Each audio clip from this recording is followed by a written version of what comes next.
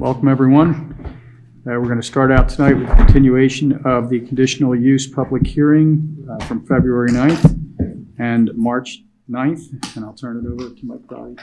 Sure. So just to note for the record that we have received all the position statements from all the various parties that we discussed at the end of the last hearing. The board is going to officially close the record tonight on that application and will render its decision at our June 8th meeting. So that's when the board will have a full written decision ready to go, and we'll make a motion second and then vote on that application. That's it for that one. Okay. Great, thank you. If you are a party and didn't receive the written position statements, let me know afterward, because I did email them out to everybody. I blind copied everybody, so you don't have to spam each other with emails. But if you didn't receive it, let me know. That's it for that one. All right. Okay, just touch base with me after and I'll make sure. Okay. Thank you. And with that, I guess we'll enter into our next public hearing regarding a liquor license transfer request for 120 Schuylkill Road with Wawa.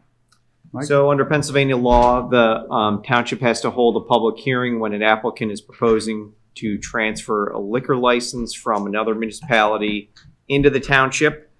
It's a public hearing. I think the counsel for the applicant is here tonight to present their materials. This is the Wawa at 120 Schuylkill Road.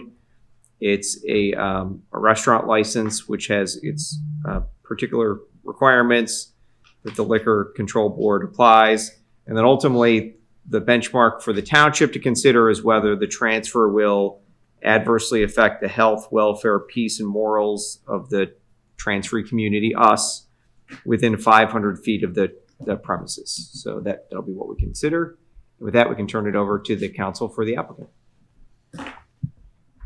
Great, thank you. My name is Ellen Freeman. I'm an attorney at Kruger Henry. We're a law firm based out of Pittsburgh, and we do liquor licensing all across the state. We represent a lot of the convenience stores as well as the grocery stores that operate liquor licenses in Pennsylvania.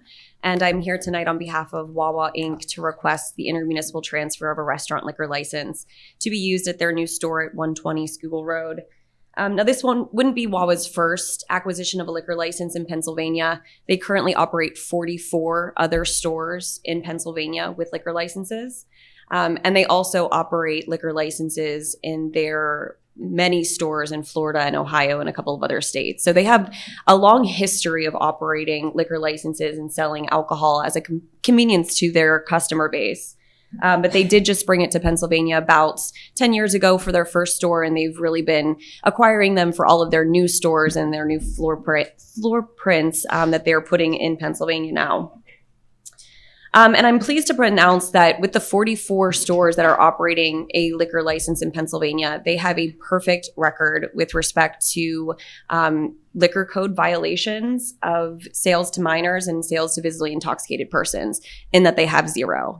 44 liquor licenses across the states. To have that record is really exemplary. And it's something that they like me to announce because it really has a lot to do with what they consider to be their operations that go above and beyond what the liquor code really requests.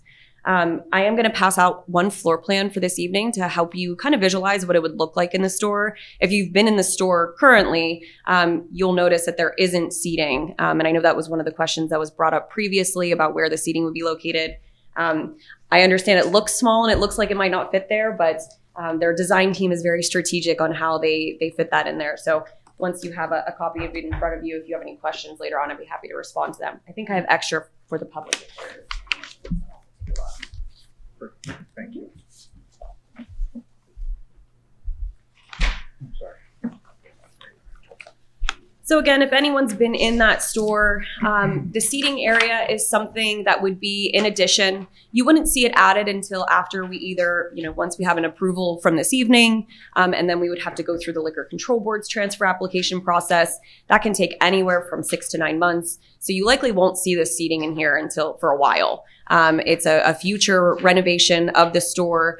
but it will be situated back toward the kitchen area. What they do is they shift some of that shelving closer to the registers in order to fit the 30 seats in there. Now, those 30 seats are a liquor code requirement. Otherwise, Wawa probably wouldn't have that much seating. But any of their stores that have the liquor license, they do require the 30 seats. So that will be there, and those will be maintained.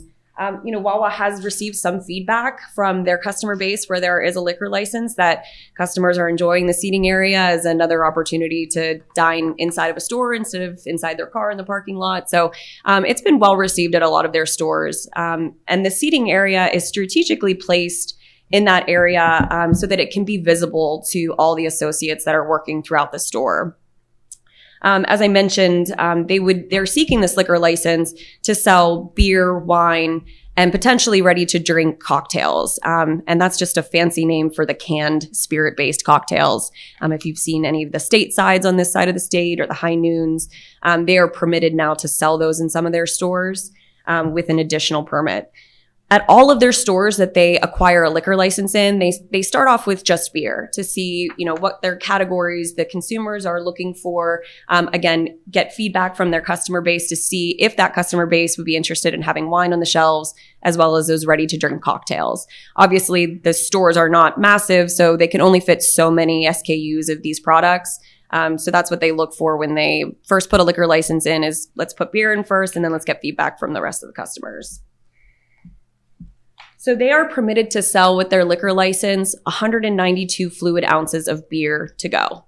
That's roughly 2 6-packs of beer, depending on the ounceage that you're purchasing. If they were to add on the wine expanded permit, they could sell 3,000 milliliters of wine to go, which is roughly 4 standard bottles of wine. And then if they add the ready-to-drink cocktail permit, they would be able to sell 196 fluid ounces of the ready-to-drink cocktails. They can purchase all of those categories in one single transaction, but they can't go over that fluid ounce in any of the categories. So if a customer wanted to buy more than 2 6-packs of beer, they would have to take that beer off the premises, come back on, and have a second transaction made. Wawa employs a 100% carding policy. So no matter what your age, if you want to purchase alcohol at Wawa, you will need to produce identification. The reason for that, and this is not a liquor code requirement, the liquor code actually does not even require you to card to sell beer in the state of Pennsylvania, but Wawa really feels that it removes the gray area from selling alcohol. It removes the guessing game that their associates have to stand in front of someone to determine whether they are of age or not. So they've decided that the best and most efficient way is to check identification. In addition to that, they also have a card scanner transaction device at their registers where the employees are then trained to use that transaction device to ensure that the ID is not fraudulent, as well as to double check that they correctly inputted the birth date. Each of the associates, before the liquor license is even opened at this store, the associates will go through Wawa's mandated training policies for alcohol. So those individuals will go through a special training course, either brought onto the premises itself, or they'll get to go to headquarters for a day and go through the responsible alcohol management program, seller server training. And this training program teaches not only what Wawa's policies and expectations are for selling this type of category, but also how to spot a fake ID, how to properly card someone, how to decline a sale of alcohol if that's ever warranted. So they go through a crash course to ensure that even before the doors open with alcohol, those employees have been trained. There will, of course, there are security cameras within the store. They will obviously continue to maintain those security cameras. When the alcohol is then placed within the store, the security cameras are then adjusted to make sure that they're, of course, capturing all of the alcohol sales as well as the registers. Now, their store is open 24/7, but they do have a limitation on when they can sell alcohol, and that's Monday through Saturday from 7 a.m. to 2 a.m. and Sunday from 9 a.m. to 2 a.m. Now, those hours are specifically for beer. If they were to add wine or the ready-to-drink cocktails, all of those sales must cease at 11 p.m., and that's a liquor code requirement. At those hours, the registers lock out the sales. So even if an associate, let's say it's 2:01, someone comes in and says, please, please, please, I'm 1 minute late. A Wawa employee couldn't even enter it into their register if they tried. So completely locks out of their system. Now, Wawa's main reason for getting a liquor license is to sell to go. And that's going to be, anywhere from 98 to 99% of their sales of alcohol at this store. They are required by PLCB policy to allow for on-premises consumption. Wawa has a policy in place and there's signage to that effect that consumption of alcohol can only happen in that seating area. And that's why I mentioned previously that it's strategically placed kind of in the middle of the store. And that way all the trained associates who know that the Wawa's policy is that you have to be sitting there, they can monitor anyone who's consuming on premises. In addition to that, their policy is that you can only consume one 12-ounce can or bottle of beer while you're sitting there. This is a policy that they've again, had in place at their other 44 locations. It's taught in their training course and it's monitored. And there's been a lot of feedback from the associates in order to see how this is working out, how it's being monitored. And a lot of the associates have reported that they've not had any issues with this policy remaining in place. They think mainly it's because the signage is right there on the table. So customers know immediately that you can't consume more than one, as well as the training to be able to have those associates tell the customers, you have to sit in that seating area. I just received an email from one of the stores today that let us know that someone was trying to walk out with a beer into the parking lot and ask, what's the protocol here? And they were able to immediately figure out from their training materials that that's not permitted. And they asked that customer to come back inside into the seating area. So there's absolutely no alcohol in the parking lot allowed. And with that, I'll just put in closing that Wawa certainly understands the sensitive nature of selling alcohol.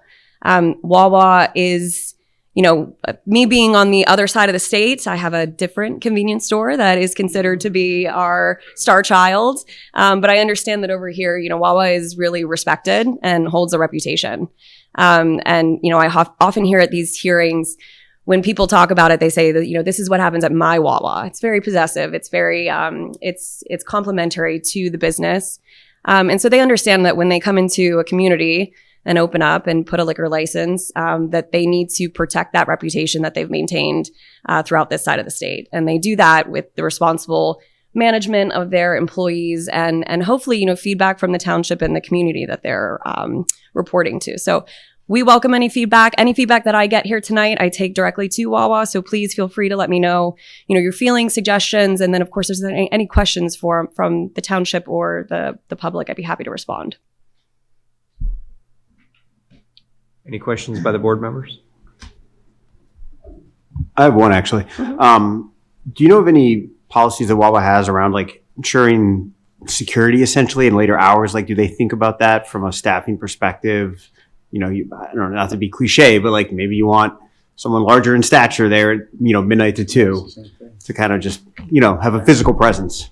Yes, that is assessed typically after the liquor license is placed in there and actually after a store has been operating for a little while. They do have security at some of their stores, mainly more of the inner city stores that they operate. I don't know of any that employ anyone that has a store that has a liquor license, that they've employed anybody specifically, but it's definitely something that they look into. And again, that's more from the feedback of their employees. And so I also should mention that there is a manager specifically for the liquor license at each location that has a liquor license. And so that individual receives additional training on top of their responsible alcohol management program training. And that individual is going to be the one that's going to be the main contact for not just the Liquor Control Board, but the Liquor Control Enforcement Bureau and Wawa headquarters, of course. Mm-hmm. Is the seating fixed seating or is it free floating seating? I've definitely seen establishments that have seating requirements because of liquor licenses, and that seating is then pushed off to the side of the establishment after they get their license. Yeah, you're absolutely right. I've seen it myself, and I've actually heard complaints about that before. So no, it is not affixed to the floor. However, I've even heard of this sometimes with a Wawa establishment where the seating has been moved because, the employee doesn't realize that it's a statutory requirement. What we remind them is that a liquor control board agent or a liquor control enforcement agent could come in, and if you have 29 seats, you could be shut down right then and there. So it's a very high risk situation to remove those seats. So we just consistently remind them, as well as their compliance team will remind them. But in theory, it could be removed. However, they know it's a requirement and it could negatively impact their liquor license, which is a huge investment, especially in Chester County. A liquor license goes for a large amount in Chester County.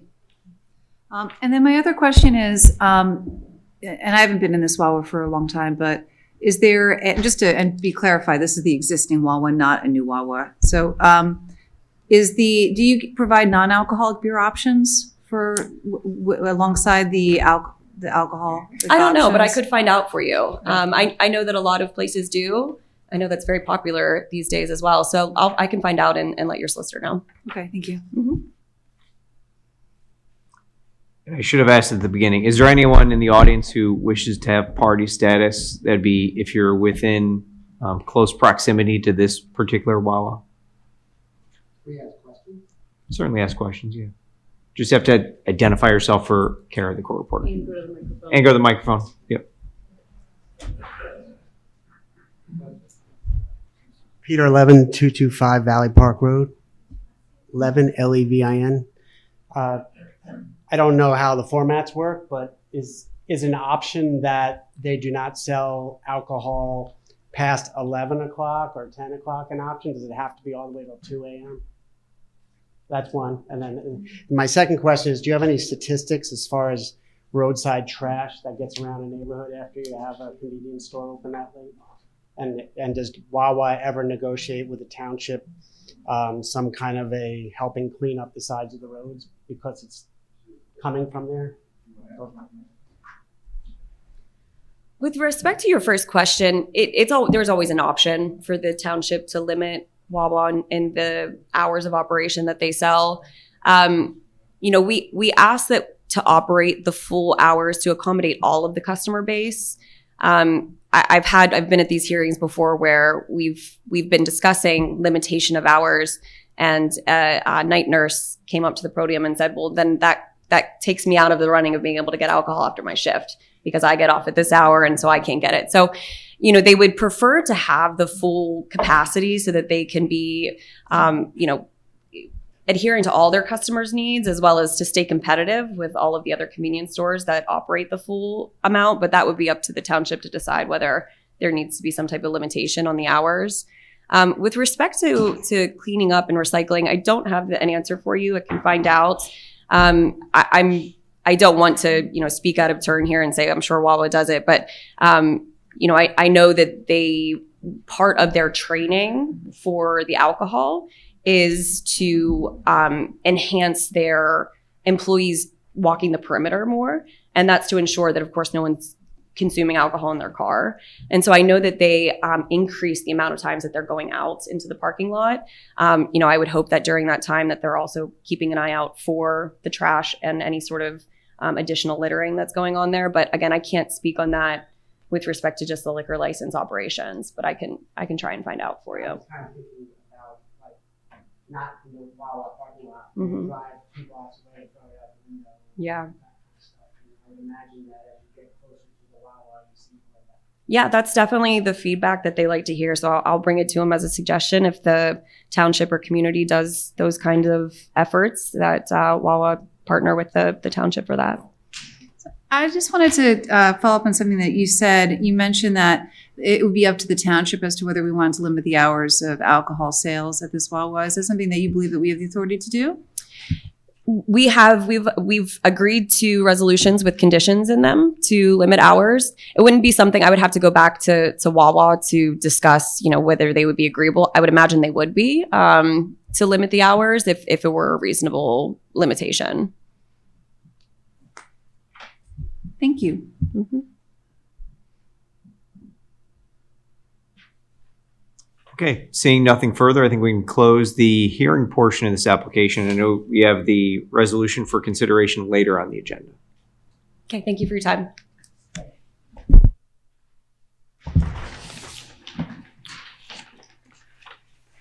Okay, with that, we'll go into our, I did the same thing.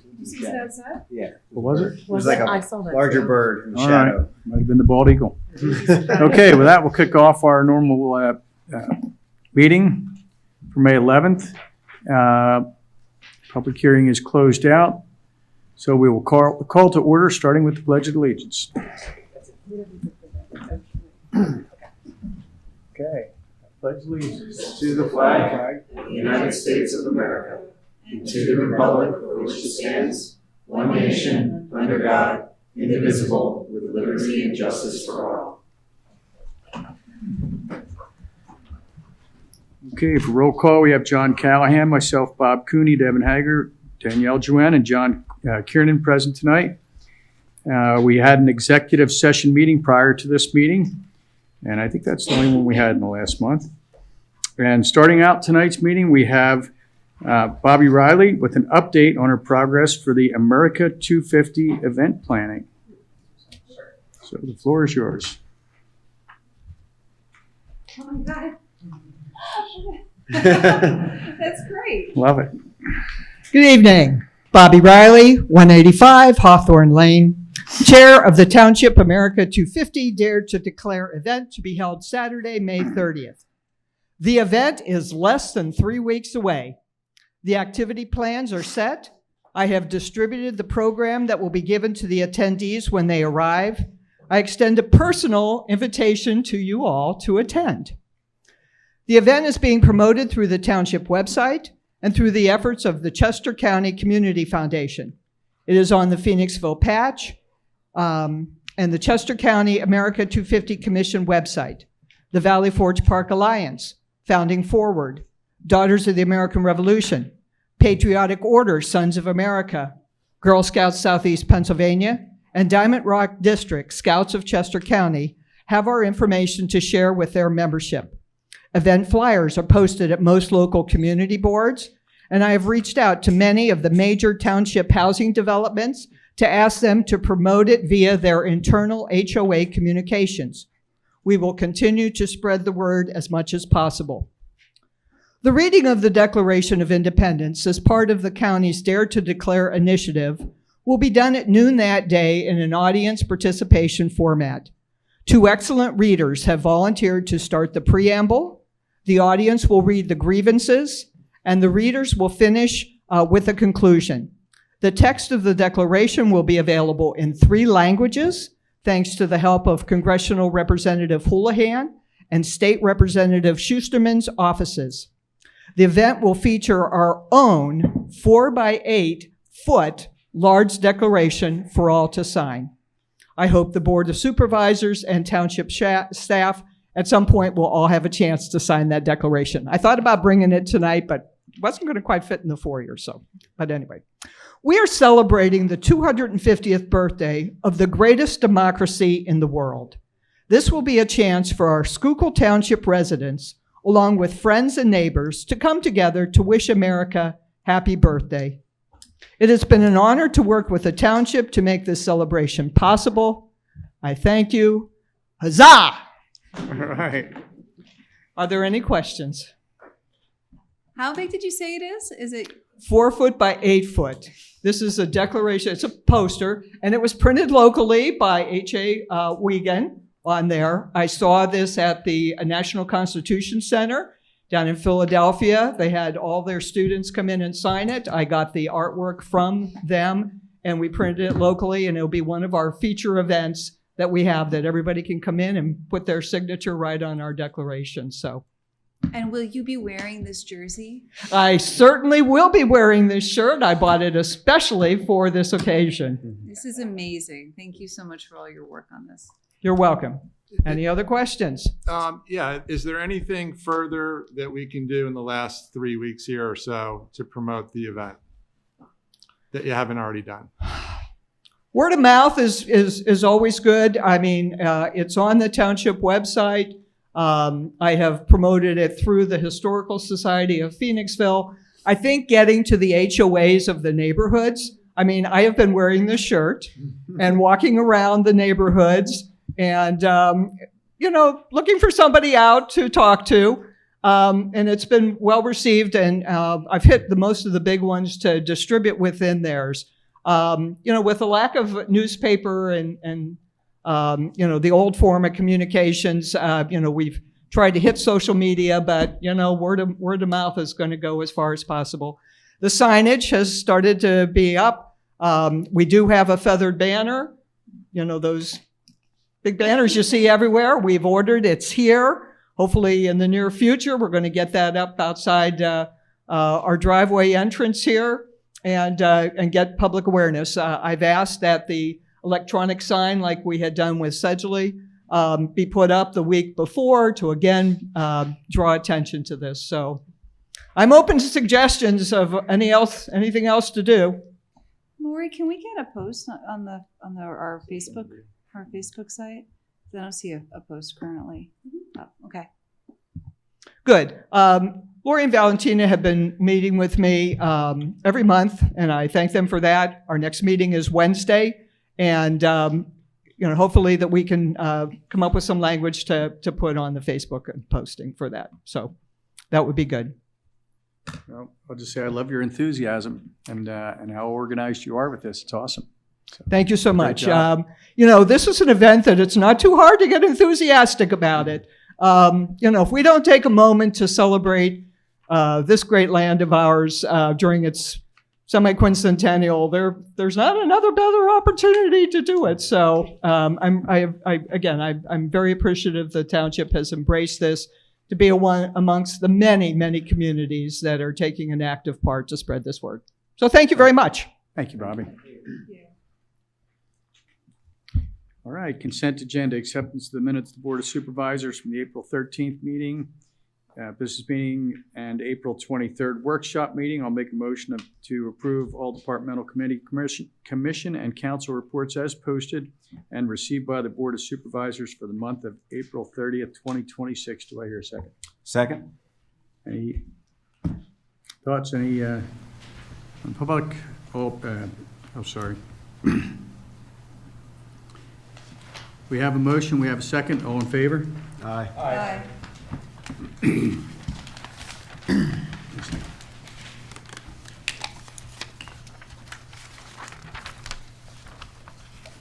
There we go. All right, treasurer's report and payment of bills. Lori. Oh, yeah, I'll make a motion to consider, accept the treasurer's report for the period ending April 30th, 2026. Do I hear a Second. Laura. For a period ending April 30th, 2026, we have a general fund balance of just over 6.1 million. That's up about 272,000 over last month. That's primarily real estate taxes that are continuing to come in. As of that same period, we have realized about 53% of our revenue and expended about 30% of our expenditures. All right, any comments, questions from the public? All in favor? Aye. Okay, I'll make a motion that we approve the disbursements dated May 11th, 2026. Do I hear a second? Second?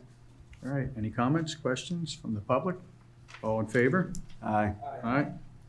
Subdivision and land development, stormwater management of land development waiver request for 120 Anderson Farm Road. Do I need to go all through this, or we're gonna? Nope, all through. Go ahead, Paul. Certainly. Thank you, Bob. The applicant for 120 Anderson Farm is looking to construct an in-ground pool, patios, et cetera. They are requesting two waivers, which I'll detail for you. The first is a waiver from Stormwater Management Ordinance Section 310-20A, and that's basically a waiver that the infiltration requirements cannot be met on this property. They did go through and they did do test pits, and redstone bedrock was hit at a depth of 28 inches and a depth at 60 inches where the proposed trench stormwater management facility was going to be located. It's an underground facility. There's really no benefit to trying to infiltrate water into rock. They do have it as being an open bed system.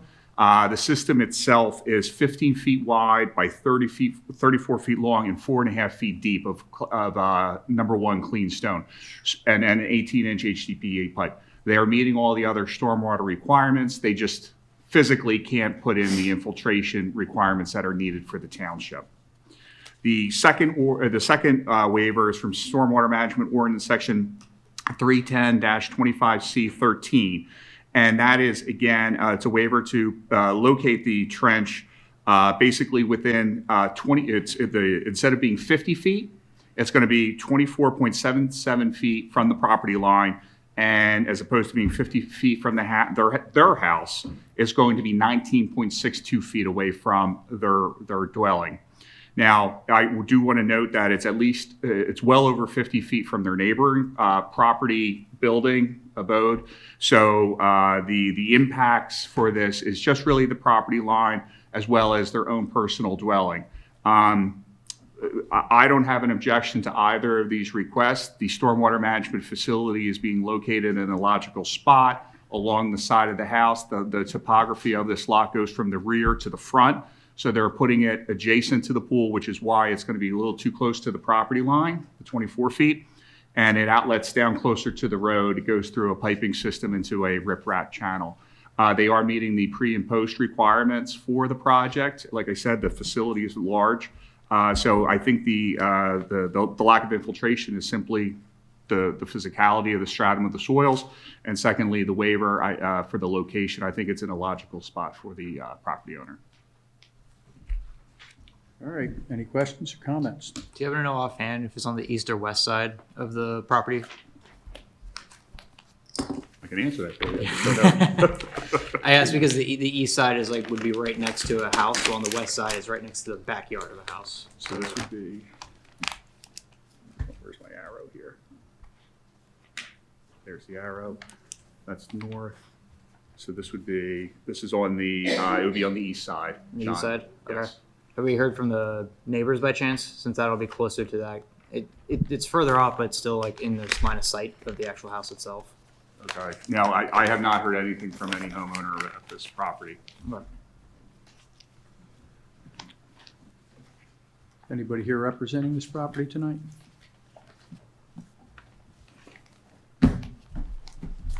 Mike from Arista Pools. We have been through the process with this project through a variance. We did get some relief granted through that process, and now we're here with the waiver process. During the variance process, there was one neighbor, the opposite side, the west side, who had voiced some concerns just about water flow between the properties and how this project was going to impact their house. We were able to kind of talk through that, and they didn't actually voice any objection to our project at that meeting. So I don't foresee any issues with neighbors. The homeowner was not able to be here. They're out of the country on vacation, so I'm here in their place. But can answer any questions that you may have too. Yeah. Like John was saying, the only question I would have would be, do we have any objections from the neighbor that it's closest to on the east side? Not that I've heard. I was just going to say, Planning Commission felt, again, because it's the waivers are with respect to the property owner, not the neighbors, that felt like a reasonable request. There wasn't any concern from the Planning Commission specifically about this. And I should also note they have revised the plans and have resubmitted just this last week. I haven't had an opportunity to look at anything, but barring anything unforeseen, the letter is dwindling down with comments. Mike, can you just state your last name for the minutes? for Cicio, Valentina? CIACCIO. Thank you. Yep.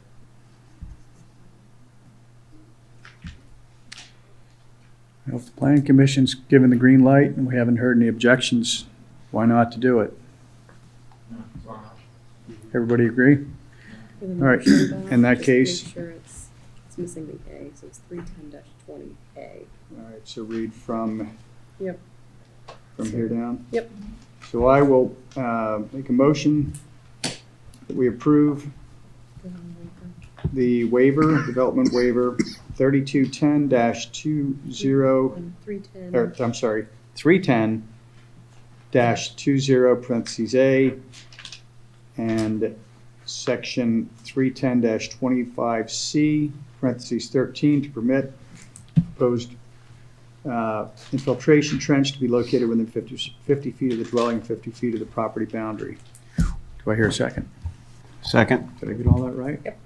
All right, any other comments, questions from the public? All in favor? Aye. Okay. Thank you. All right, zoning hearing board application 5 Campbell Lane. Paul can take this one Paul? right away too. Take it away. All right. I would need that, yeah, thank you. This is a zoning hearing board application for 5 Campbell Lane. I do want to note that there was no sketch plan or land development associated with this, so the applicant has decided what they think they're going to need relief from, and they prepared this list. I don't want to give any kind of indication that this is the absolute what they're going to need or not need at this point. The applicant is looking for some significant relief going for this, and it's an existing single dwelling unit, and they want to convert it into 6 separate apartment units. And the applicant is seeking one special exception, which is from section 370-149A, to allow the conversion of a single-family home into a multifamily use. So that would go in front of the zoning hearing board for that special exception. Additionally, the applicant is seeking variances for the following zoning ordinances. Now, there's 4 of them here. Section 370-149C, to allow units constructed under required 36 square feet minimum lot size per unit. Now, the lot itself is, sorry about that. The lot itself is 41,300 square feet, and for 6 units, it would require 180,000 square feet. So it's 30,000 per unit, just simple math. The second zoning relief they're looking for is 370-149F, to allow 2 units under the required 800 square foot minimum. I haven't seen the architecturals for this, but that's pretty self-explanatory. There's an 800 square foot minimum, and they are requesting 2 to go under it. They are looking for relief from section 370-181A, not to install curbing in the parking areas. Again, this is an existing single family. It does have a larger parking area, but there aren't there's no curbing there presently. So he's just asking to like a continuance of this going on. The reason he'd have to request this is because he's looking for all the variances. And the final is section 370-183C, to allow a parking lot construction with the setbacks. Now, the parking is proposed closer to the lot line than 1/2 the rear yard, which is a setback at 10 feet. So again, I haven't looked at the plans, but I'm assuming that the parking, I don't think that they're expanding the parking, but the existing parking is closer to 1/2 of the existing setback line. So those are the 4 variances and the 1 special exception that they're looking for an opinion from the board. I may have missed this, but did you say how small the 2 smaller units are? The 800 square foot per unit. One is 530 square feet, and the other is 719. 530 is a closet. I'm sorry, 530 and 719, you said? Yeah, that's right. What did the planning commission have to say about That didn't go proof in front of planning. Yeah, this would be for the board to decide if they want Mike and I to oppose the application or certain portions of it. We encourage low-income housing and trying to get people in. Here, I'll turn on. This isn't necessarily. It's not No, but necessarily that. We've worked before to try to help people with projects, or to allow things like this to happen in the past, but they were the minimum 800 feet. And I don't think they had as many requests. That this one's, the lot's a quarter the size, is that right, of what? 40 as opposed to Less than 25% of the lot size of what they should have. Yes. And then their 2 units are well below the 800 feet minimum. That is correct. and they want to have parking without curbs. I mean, it's a lot to ask. Yeah, I think, I would add, I think they're asking too much here. And, you know, I would, well, I'll make a comment that, you know, it's our mission isn't to solve the macro affordable housing crisis. Our mission, in my view, is to protect our township within reason. And this seems like they're asking to transform that from a, you know, single family dwelling to 6. Too much. I agree.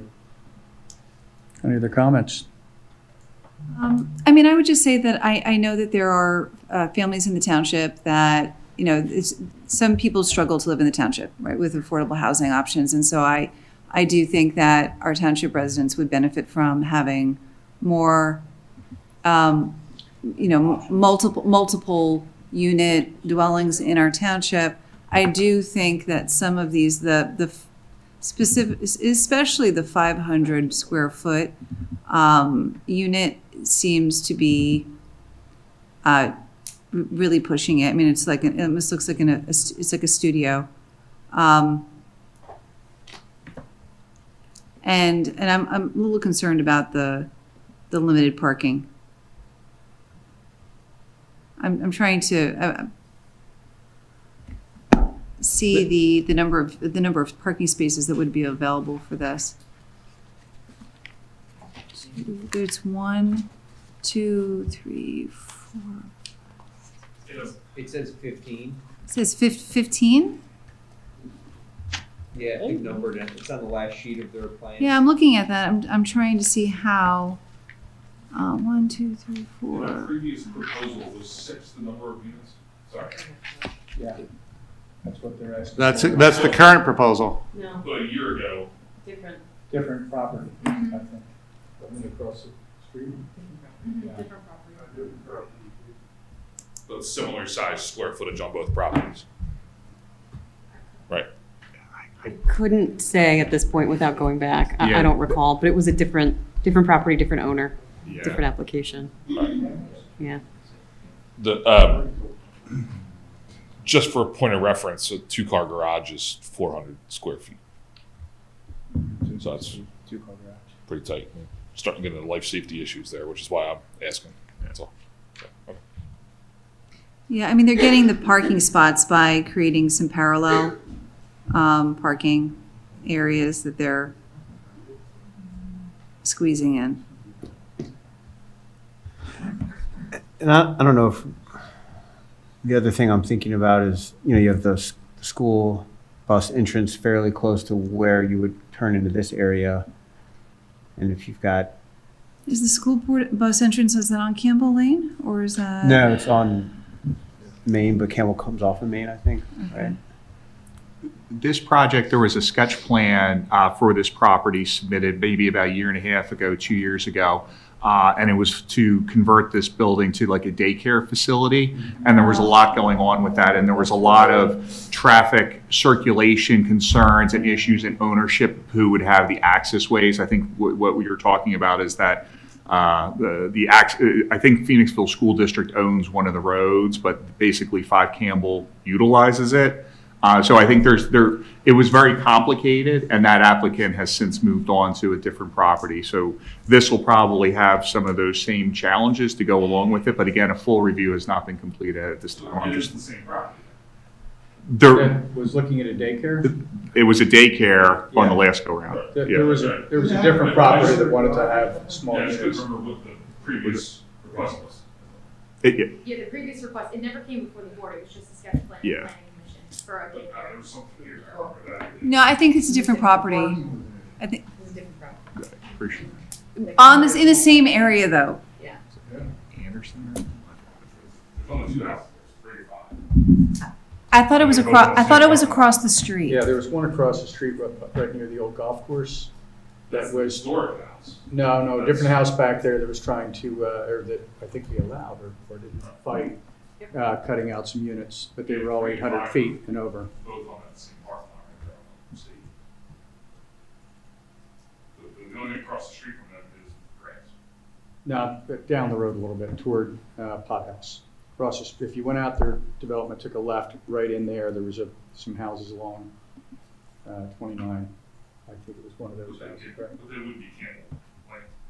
No, I don't know if they were Campbell Lane or they were State. I think there was another application that came in front of the board for a zoning hearing relief, and I think that had a very similar backbone in that it was they were asking for extra units and the units were small. I don't know if that was Campbell Lane, Evan, but That's not really what I'm asking. yeah, I know the building is. yeah. No, I think that was a different property, but it has the backbone of the relief that's being requested of the zoning hearing board is very similar. I'll just add that, you hear a lot about traffic concerns in the township and Pothouse Road in particular. And for me, it's like death by 1,000 cuts. If you just continue to amplify the number of cars and residents, then you can't, that goes counter to concerns about traffic. If you just continue to grant these things, for whatever, benefit you perceive there to be, that's how you create traffic or exacerbate traffic.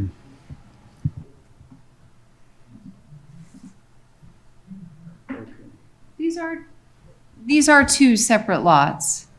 They are two lots, or they are two subdivided lots? I believe it's one lot. It's one lot. Yeah, I don't feel good about it. No, I don't either. They're asking too much. It's just, Does anybody is anyone here for that? anybody here representing that property? Okay. So I would think we might want to take a stand on this one. Now, there's two ways we can do that. We can send a letter to reflect all of our concerns and not attend, or Paul and I can both attend. It's up to you guys.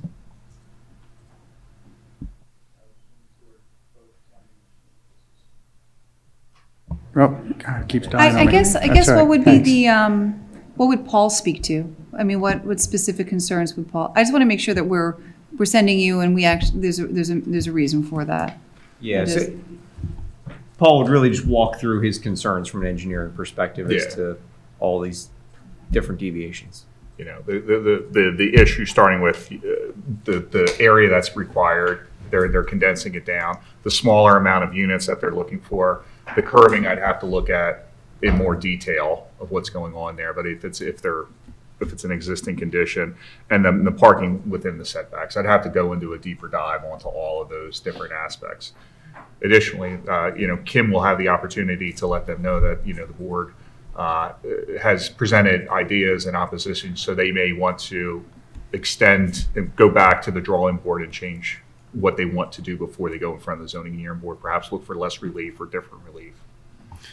Is your gut sense on this, I guess, for lack of a better term, that, you take, if they don't get all of these, it doesn't work? Or is it one where, I guess what I'm trying to say here is, like, by knocking out a couple of these, does that still give them something that could work? Or do these seem to all be required to fit together in this kind of plan they have? Or, like, let's say we say, okay, like, knock out the two under 800 square feet, but we're okay with the rest of that, just theoretically for argument's sake.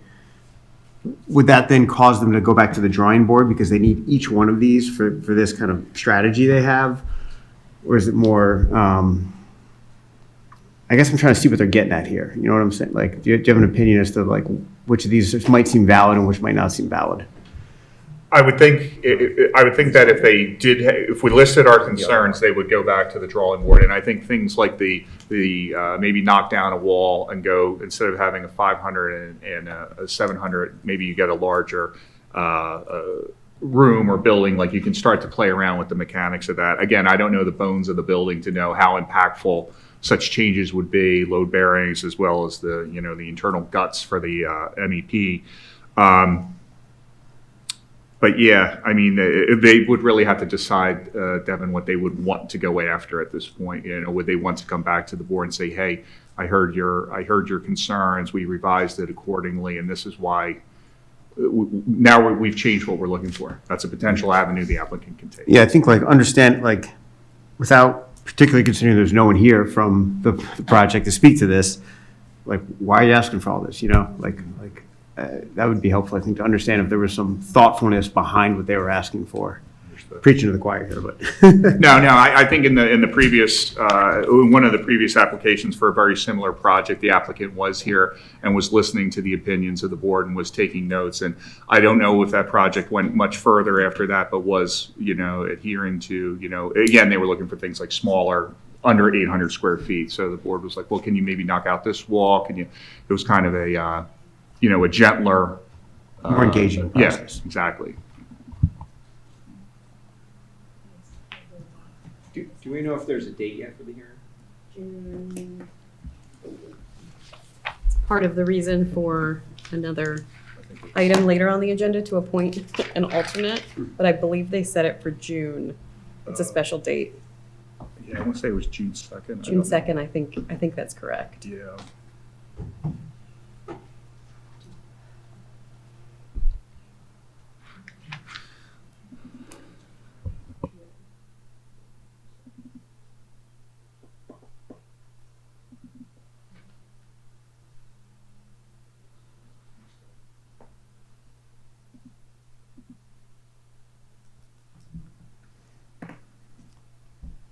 So it does look like the property did receive some sort of relief from the zoning hearing board back in 2023. Man, I'm sorry. It does look like the application received some form of, or the prior owner did, some form of relief back in 2023. We'd have to look at it. What I would suggest would be, at least for the interim, we can notify the applicant that the Board of Supervisors raised a number of concerns with the requests that they've made, give them the opportunity to come back, to continue the hearing, come back before us at our June 8th meeting. Or if they want to roll the dice and go on June 2nd, then Paul and I can show up. Okay, sounds good. Excellent. All right, onward and upward. Anything else on that? So, okay, so, no formal action. All right, zoning hearing board application. You're okay with the guidance without taking a formal action, correct? If they don't, so say they don't, I guess my only question is if they choose not to, Then Paul and I will, then you will go. then we will go. So that's the action. I just want to make sure. Okay. Yeah, Zoning hearing board application 1319 Melvin Road. Paul. Certainly. So for this project, 1319 Melvin Road, again, I want to note that there was no sketch plan, no land development received by the township to go through a formal review. So there could be additional reliefs that might be required. But as of now, the applicant is proposing to construct a 150 square foot front porch. And should be noted that the applicant is already over the maximum lot coverage for it. So the applicant is seeking variances from the following zoning ordinances. Section 370-26 to exceed the maximum allowed coverage, as well as Section 370-132E to allow existing unpermitted accessory structures within setbacks. And just to give some clarification on this, the applicant noted that they stated that their lot was 15,625 square feet.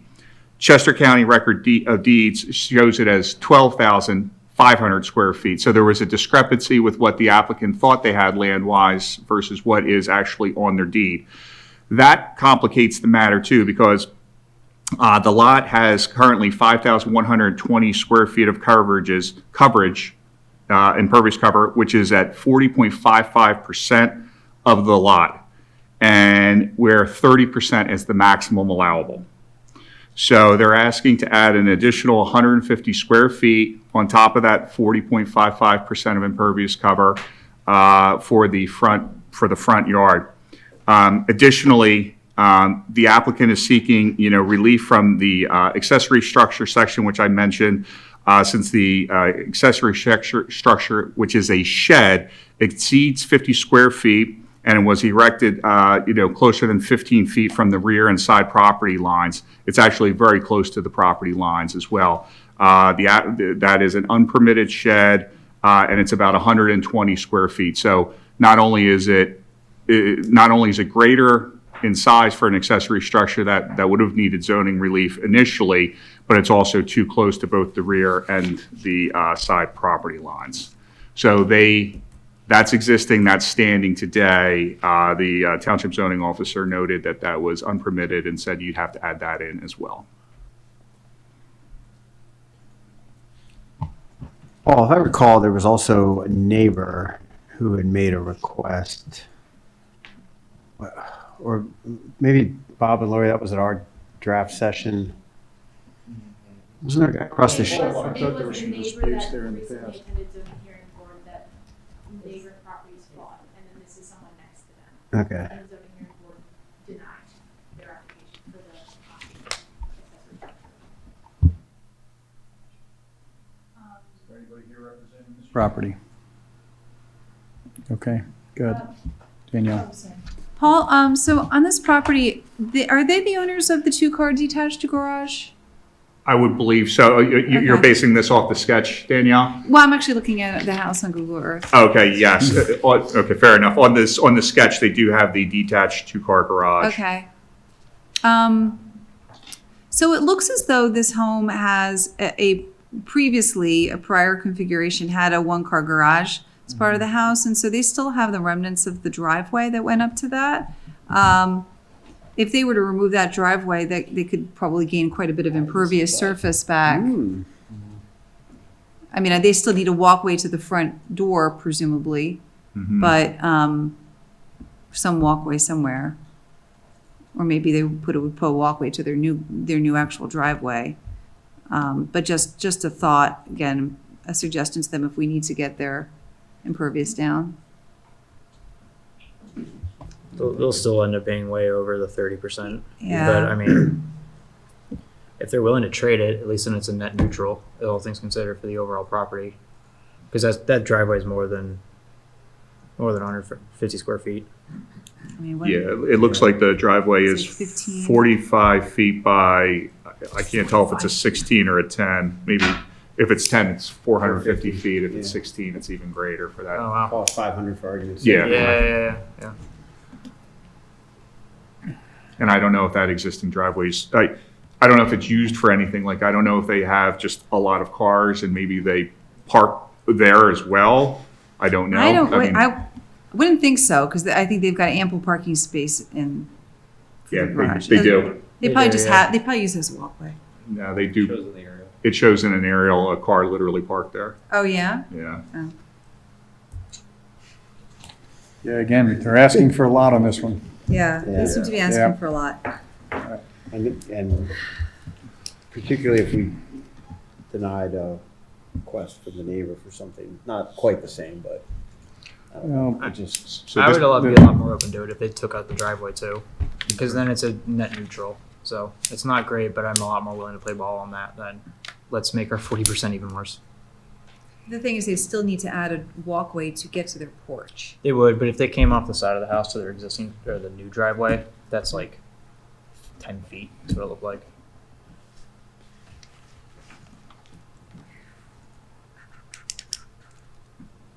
That'd be my thought.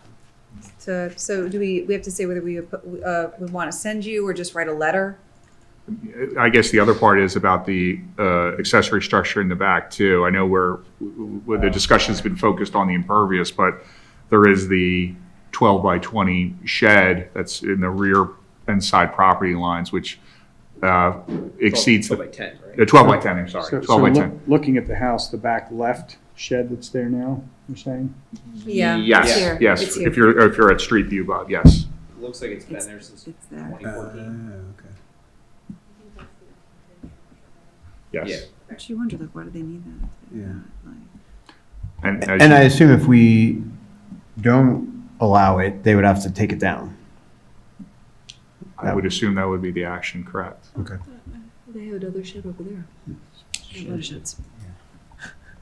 From the aerials, that one looks like it's been there since 2014. The blue one on the right side of the garage or the one that's on the left side? The one that's on the back corner back on the left. left side.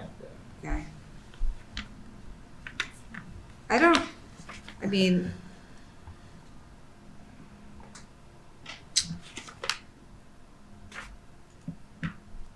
we haven't had any complaints from the neighbors? I haven't heard anything about it. Mike and I are battling for our mics. I haven't heard anything about this property one way or the other. Danielle? What about the stormwater potential issues? Well, they already grossly exceed. If it's 30%, they're at 40.55. Anything additional that we would put on would only exacerbate that. Now, I know that we're talking about the trade-off of the front driveway. So if that is able to negate that front porch as well as maybe some of the shed, that would be good. Again, I can't speak on behalf if there's any on-lot stormwater structures here. This is a very, there's a lot going on this lot. Yeah. So I feel like we got to say, like, you know, we're willing to be flexible with how you get down to 30 or maybe 32, 33, but like get there one way or the other, you know? Take the unpermitted shed off, remove the driveway. Like pick what you want. You know, you want the front porch, you want to keep the shed, but get down to 30. Well, really, we could make them take the shed down too right now, but. Yeah. the adjoining property owners would be, notified at the zoning hearing board, as you're aware. So if somebody has had an objection to this shed that's been there, I think, like you said, 2014, when you're looking at the year. So it's 12 years old now, so potentially somebody would have had a complaint. This one, I would say, like, let's send a letter in with our comments, but if you're already gonna be there because of the other matter. The same night? Oh, same night. Okay. Well, we can be flexible, because if the other one pulls off, we can do a letter for this one. Okay. So we're not going just for this. Yeah. The benefit of sending letters, we send it out beforehand, so the applicant gets it, so they know what they're walking into, rather than. Makes sense to me. Agreed? Everybody on board? Okay. So to be clear, we're saying send a letter, and then since you're already there, and if they agree to still come. Okay. Right. Just making sure we're all on the same page. I painstakingly calculate my impervious footage. Every time I pull a permit, I painstakingly. All right, moving on. Calculate it. Discussion on creation of a 5-year budget and capital improvement plan. Laurie. Yeah, so I added this on just as a discussion item for this evening. This is something that we have discussed on a couple of occasions. Bob and John and I attended a demo of some software that can create 5-year budgets, long-term strategic capital planning. So we did put that information was in your workspace for those of you who didn't get to see the demo, that you could just see what the software did. The discussion I'm hoping to have, the proposal for that software is $12,500 annually. It's not budgeted for this year, but that does not mean we can't have a discussion on if that's something that the board wants to move ahead with. But I thought it might benefit us first to start with preferences for what you want included in the 5-year, and that will help guide me so that I can, we can discuss, is it something that you want to first see a draft from me at the workshop meeting like we planned, or do you want to move ahead in the software direction? Do you want to do both simultaneously? So I thought we would have a discussion, given that Bob and John both saw the software, and we can kind of kick around everybody's preferences. Is this software, do we think this is I don't know which John, is John, okay. Is there a reason why we only would look at one software, or is this one recommended? We would look at more. This one came about because PFM owns it, and I was in a meeting with Jamie from PFM about something else, and he set up the demo for me. So this one came about because it was the first one. When you say they own it, they personally use it? Or No, they do- own it. They own it. This Yeah. is their It's a software. PFM software. I think Okay. they bought it and they're rolling Yeah. it out to some of their customers. Okay. Mhm. So Made what, a few case histories. do you but- mind if we stick on just the software? What Well, you wanted to talk I about? specifically didn't put that particular software on as an action item because I was not recommending tonight that we move ahead with purchasing it. No, I just wanted to ask some questions about it. Sure. Yeah. But I just wanted to know, is that okay if we talk about the software Oh, yeah. first? Mhm. What did you guys think? I mean, what do you think about it? Mixed, honestly. It's the big selling point is that the things you can do with it are it's the kind of thing you break out when Excel spreadsheets break down. Like when the things you're plugging into your Excel sheet is causing your entire computer to freeze up, this is the kind of thing you pivot to because it can handle more modeling, it's got more flexibility. You can set up a bunch of scenarios and then pick you can set up 10 different scenarios and then compare 2, 7, and 9 and see how they stack up against each other. Okay. It does all the pretty graphs. It's I didn't have anything against it per se. It was fine. The bigger piece is that it does require. It's not like it's going to wire into our existing systems and just like magically work. There's a lot of onboarding that has to happen annually. Okay. And the other piece I'll call it too is there wasn't any sort of like in-house proprietary financial forecasting. You plug in your own models. So it's not like there's in-house models that you can pull for like a municipality of given characteristics. This is what we predict. I mean, we can work with PFM to take what they recommend. But yeah, Bob, I'll let you speak on your opinion too. So yeah, similar to what you were saying, I wanted to look at 2 or 3, and I know we have a lot going on, so I did a search. And I liked what they had, but they didn't have many case histories of municipalities. They had a couple, and they seemed like they were young in doing this, so I looked for some of the bigger ones, and I talked to a guy from ClearGov who merged with Gravity. They had something that was much more easily interfacing with Excel. But it gave you, I printed out a bunch of the stuff, and forgive me, I just talked to the guy today. So they'd love to set up a time to give us a view of their product, and I'd like to get another person. There's 3 or 4 bigger companies, and when I asked this guy, I said, one of the first things we want to talk about is, do you have case histories? And he said, how many do you want? We have tons of them. They said, all of them are converting from Excel to this. That's sort of an archaic way of looking at it. So he started spitting them out. He said Easttown, West Conshohocken, Lower Merion, East Bradford, Kennett, Upper Saucon, New Garden, Ephrata, Lancaster. And I said, stop. Well, he gave me about 15. And he said, but also all the school districts have been converting to something that's, again, and I listed out all the stuff that it can do and the reasons to do it, which I don't know if you guys want a copy of this. But a lot of it has to do really with building trust with the residents of being ultra transparent, saying here's everything, we plugged it in, here's all the potential projects we're looking at, here's what's active, here's our normal operating costs, and we can paint a picture quickly and easily and say, here's what we're looking at and what the tax impact will be. So in talking to this company, I thought this one's definitely worth bringing on. And instead of doing it with 2 supervisors, I'd love to have them start coming to our meetings for the public to see and do a 30-minute presentation for everybody at once. I think, I mean, if we have to figure out I think that'd be great. I would be really interested. One of the questions I had, I saw this was a SaaS.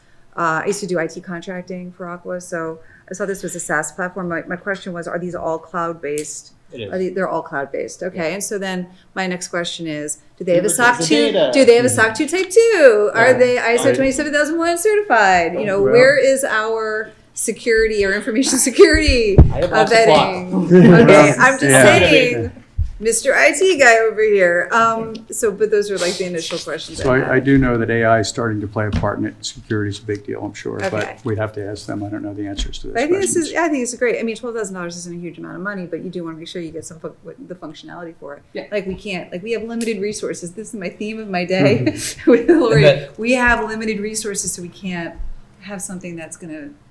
And that Take was more the work. bigger thing for me is how Take up a much whole they have to sit down and like sit with township staff to get all the data in there. And it's not just like wire it into QuickBooks or wire it into your Excel budget or something like that, and away you go. Do a little bit of like configuring, and you can import your data. But ClearGov sounds like ClearGov might have better options for that. And I'm sorry, you said you had a couple? Is there others besides ClearGov? There's 3 or 4 more that I Okay. put calls out to and haven't heard Oh, back okay. yet Gotcha. from, Gotcha. but I think ClearGov is pretty aggressive and they have a hell of a list of Cool. clients around here. Yeah, I'd like to bring him in. I'd like to see the demos. I'd like to hear the pitch. So he did ask if anybody would like to have an intro on the 21st at 10 o'clock. I don't know if we just pass that and say, hey, do we want to have first a sampling to look at, see if it looks good, and then bring them in front of us in our next meeting? I would be more than happy to have you and John do the first initial vetting and then bring them in your in the beauty contest, your winners. We'll do this we'll do the finalist round. June 21st, 10 o'clock. June 21st. Was an opening they had if we want to get a similar presentation to what we had on the first one. On a Sunday? 21st? That's a Sunday. Did I screw that up? Or is it May 21st? May 21st, I'm sorry. June 8th would have been our next meeting. I have two dates combined there. Yes, Give me 1 second. May 21st should be a Thursday. Yeah, not this coming, the one after. Right.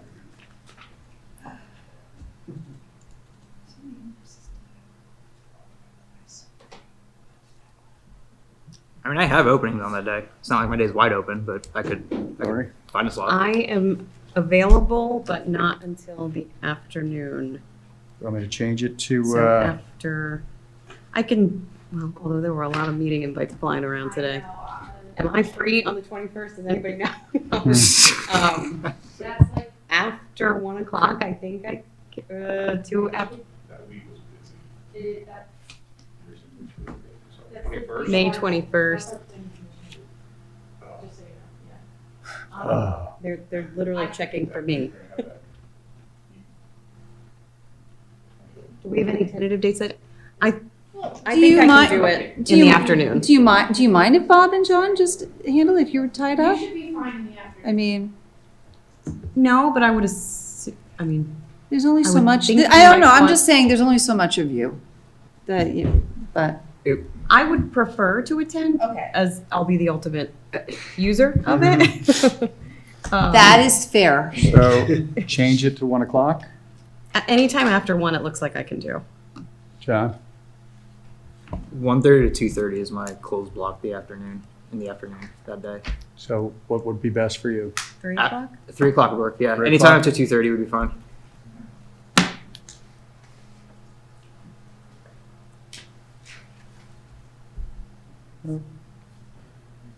Thursday. This is for ClearGov?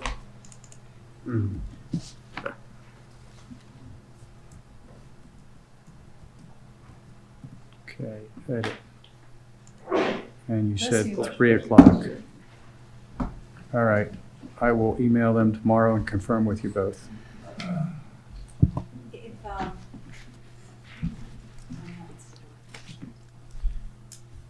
I'm just gonna say this out loud. Can we record it?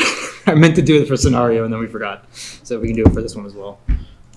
That way we can give it out to you guys afterwards. Yeah. Yep, that's a good idea. So are there more questions specifically on the software itself? So, okay, so then I guess my question is, because we had talked about me preparing a draft of a 5-year budget, the capital plan we've been discussing as well, for an upcoming workshop. I don't necessarily want to be doing that if we're exploring buying a software that's going to do it. So You go ahead. You had your hand. I thought she was going to ask what we want in the budget. So I will defer my question. Well, Sidewalks. So. That's already budgeted for. That's in there. Yes. You guys approved that. Okay. That's in the 2026 budget. Make sure I see I want to see sidewalks in the budget. So I'm sorry. I defer on process to Yeah, my I get colleagues. it. And the reason, and that's why I wanted to have this discussion, because if we're going to continue exploring, like, what's the path here? What do you want to see from me?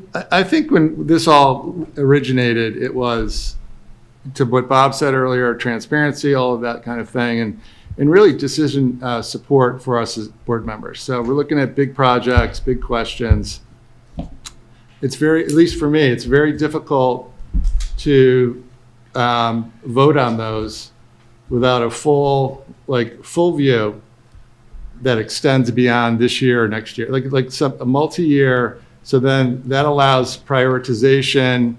And I think the way this ideally would be done would be collaboratively, publicly, where we're not asking you to do just write out the budget. At some point, yes, but as far as what we're looking for right now is the planning tool, the framework. Like how do we? What's the process that we do 5-year planning? I think the first year will be probably the heaviest lift of all of this, and then it's going to be updates. We're going to learn some things, and make some adjustments and things like that. But it's going to be with, our stakeholders, our primary, cost centers and, where those priorities lie. So to me, it's getting the framework that is comprehensive and complete. And yeah, it's going to rely on some assumptions, but at least it's going to give us a look out, outward. And I love the idea that these tools are robust enough to be able to illustrate, okay, here's, if we go this way, this is what this looks like, and here's the implication on revenue or potential, where we stand in terms of our tax rate and all that kind of thing. So for me, it's getting the framework, not necessarily filling in all the boxes. When is the workshop that we planned to, it's June? Was the June workshop, but we need to discuss rescheduling that due to conflicts. But we're still going to hold a workshop in June, we're just trying to, we're going to reschedule it. I think we're going to end up, I don't think with people's schedules, we're going to be able to find another date in June. Really? Based on preliminary discussions I've had, but we are going to get to that. Okay, because I mean, ideally, we would still hold the workshop in June, find a date that works, even if some of us has to call in remotely, and maybe to, I think John's point, maybe by then we have the beauty contest winners for the software, and maybe we use that time to have those presentations, because I think what we're hearing is like we need you're not going to be able to put together a multiverse of different scenarios, right? Without a tool that allows you to say, okay, if we plug in this, we're going to get this result. If we plug in this, we get this result, right? Without the tool. I'm sorry, that sounds like a question and a statement. I apologize.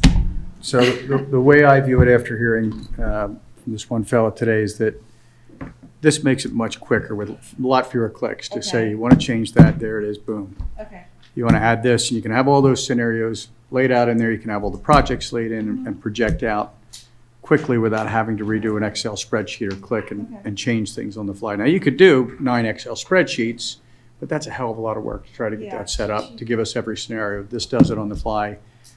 And it's, again, everyone can see it. We can prioritize accordingly. So you think maybe try, I know we're not there yet, but try to still have a meeting in June and use that meeting for the software demos? We would have to probably fast track at least one more competitor to come in over the next couple weeks in addition to this one. And would the whole board want to look at all three? I mean, we can do first cut presentations, see what we think, and we can do a deeper dive with the board. I don't want to say, hey, one per month and have 3 months from now pick the winner. Like to move I think if you two are looking at them, I'm fine with that, and then just hear from you and narrow it down. Like, I don't think we need to be involved in all of the vetting of each. But the final, I mean, with John's IT recommend, experience and Bob thinking about the messaging, like I feel like those are the two touchstones of what we want this to do. Right. So if I can expedite at least one more over the next few weeks to give us a presentation, then bring that final product in for a full presentation to the board. Is that what you guys are thinking? Yeah. Okay. And just some feedback for Lori. Like, we went to the PSACs conference recently, and this is the kind of thing, like, for our size township, like, if we advance this could be a PSATs presentation that you could give or someone could give from our township. Like, to me, like, this is moving towards gold standard governance, transparency, financial management, planning, like very, very professional. So I'm very excited about this direction.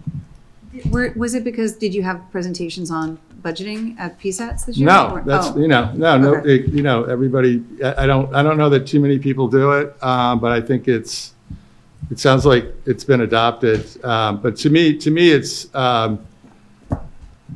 me, it's the number one priority for our township, like, is to get this in place.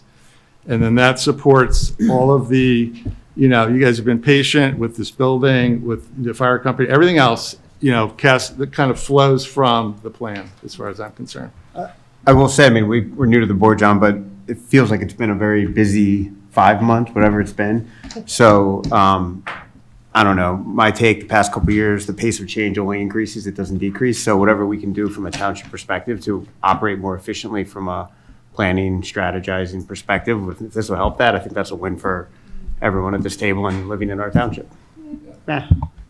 So from a logistics standpoint, I feel like we're really going to be compressing the window between vet companies, bring them in for approval, get them approved, get them onboarded, and then get a bunch of stuff in time for a July planning session. That feels really aggressive from a time frame. So as an alternative, what we could do is we could keep working. We can do two things in parallel. So we keep working on the software, vet some vendors, figure out who's a good fit, and not worry about trying to get them in ASAP so that we can do our planning session. But we can get them vetted so that come budget season, we can budget for this next year and then beyond that, then we can also do a comparison against what is it like doing this process without proprietary software? Like, what is it like just using an Excel spreadsheet and just back the napkin math, for lack of a better phrase. And then that will also give us an idea, a better granular, concrete idea of what our gaps are. What is it that we're actually missing out of a lower tech workflow? So that's another path we could go as well. And that way we're not trying to compress timelines and really trying to push things out the door ASAP. So another path we could take. I'm all for expediting this, moving it as quick as we can. Maybe it fits in for everything we need before final budget season. Maybe it doesn't, but I think we give it our best shot, hope for the best, and push for it. I would just say, having done a few IT projects with my companies, that it usually takes longer than you think to get staff up to, no criticism of staff. I'm just saying, because you have to kind of map your internal processes and then know how you're going to integrate this out. I just want us to have reasonable expectations. No, I agree. And the case histories that we get, I think we got to reach out to a few of them, ask how long the onboarding took, what kind of service they're getting, are they happy with it? So that's all part of the task. And I'm happy to spearhead this and do whatever needs to be done to get it going as I move toward retirement, almost, kind of, sort of. Hopefully there's Crossing fingers. a little more time and capacity to work with. So just so I'm clear, are we, am I hearing parallel paths where I'm still creating one while we shop softwares? I think to some degree you have to. Best case is we merge that in. Worst case is that's what we have to work with. Okay. Yeah, no, that's fine. So then we should talk about what meeting that's going to happen at. I would prefer not to reschedule the June meeting to be earlier if that's the case. I think it's better to be later than what we'd originally thought. I agree with Yeah. that. And I So- would love to spend a little bit more time making sure that I understand the exact feedback of what it is that you're looking to be produced at that meeting as well. So I can circulate an email of some of the research I've done, which gives you some of the overview, I guess, of the benefits of this. But I think what we're looking for really, well, I'll give you the transparency of shared access so that we could actually take a look. So there's more people that can see what's going on. That's important.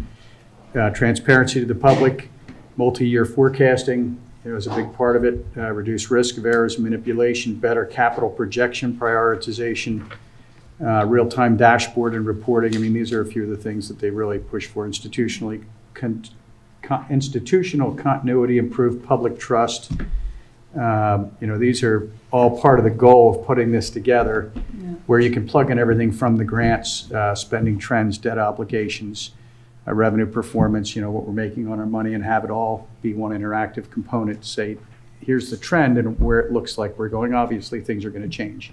Yeah. We don't get a grant, we do get a grant. We have a bond that gets paid off, and we're taking another on. All kinds of things can be plugged in as you go to get that dashboard look of So I think these are things that we want out of the software, but I think what Lori is asking is what are the items that we want to include in a budget projection? Is that what you're asking, Lori? I struggle with this also. I've put budgets, capital budgets together for my job.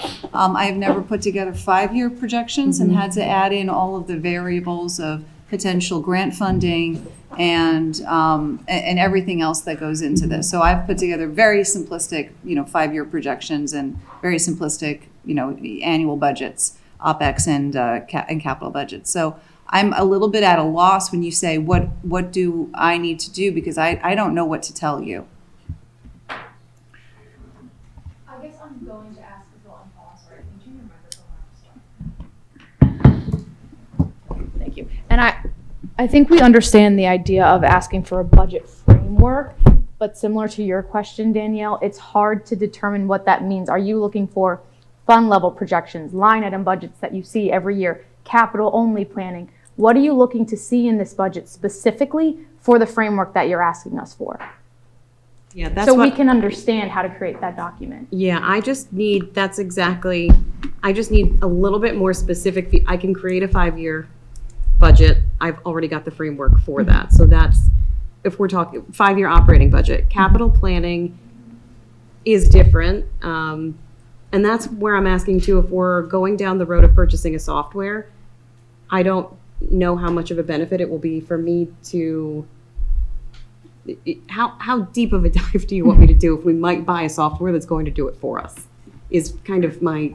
I would tend to agree. I mean, I think the budgeting process that we would normally engage in absent a 5-year plan. If the software solution is going to be what solves the 5-year planning approach, then the budgeting process that we would normally undertake should be sufficient for what we're doing for the budgeting season, right? I mean, they're separate. They're two different. So the 2027 budget will be handled the same way that it always has been, because you have to adopt an annual budget. So you can't vote and approve a 5-year budget. So that process will still be handled as it always is. Mm-hmm. This is an addition and on top of that. And will eventually take the place or no, be a tool. It will never fully take the place. No.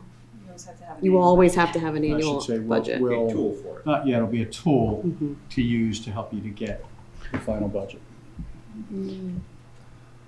So I think more for planning purposes. Absolutely. Yeah. I believe so, having not seen it. That depends entirely on what the tool does. That's like we can't say that without, like, even like scenario, no. Correct, and that's yeah. exactly what that's not going to do it. Depends on what it is.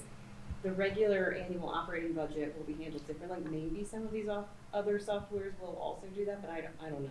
Scenario does not do that. That's a long-term planning. Exclusively. Yeah. So it's not going, that tool would not save me time in the annual budgeting process. That would just give you the additional, and truthfully, the 5-year capital plan and a 5-year budget, it's in addition to what we already do. Yeah.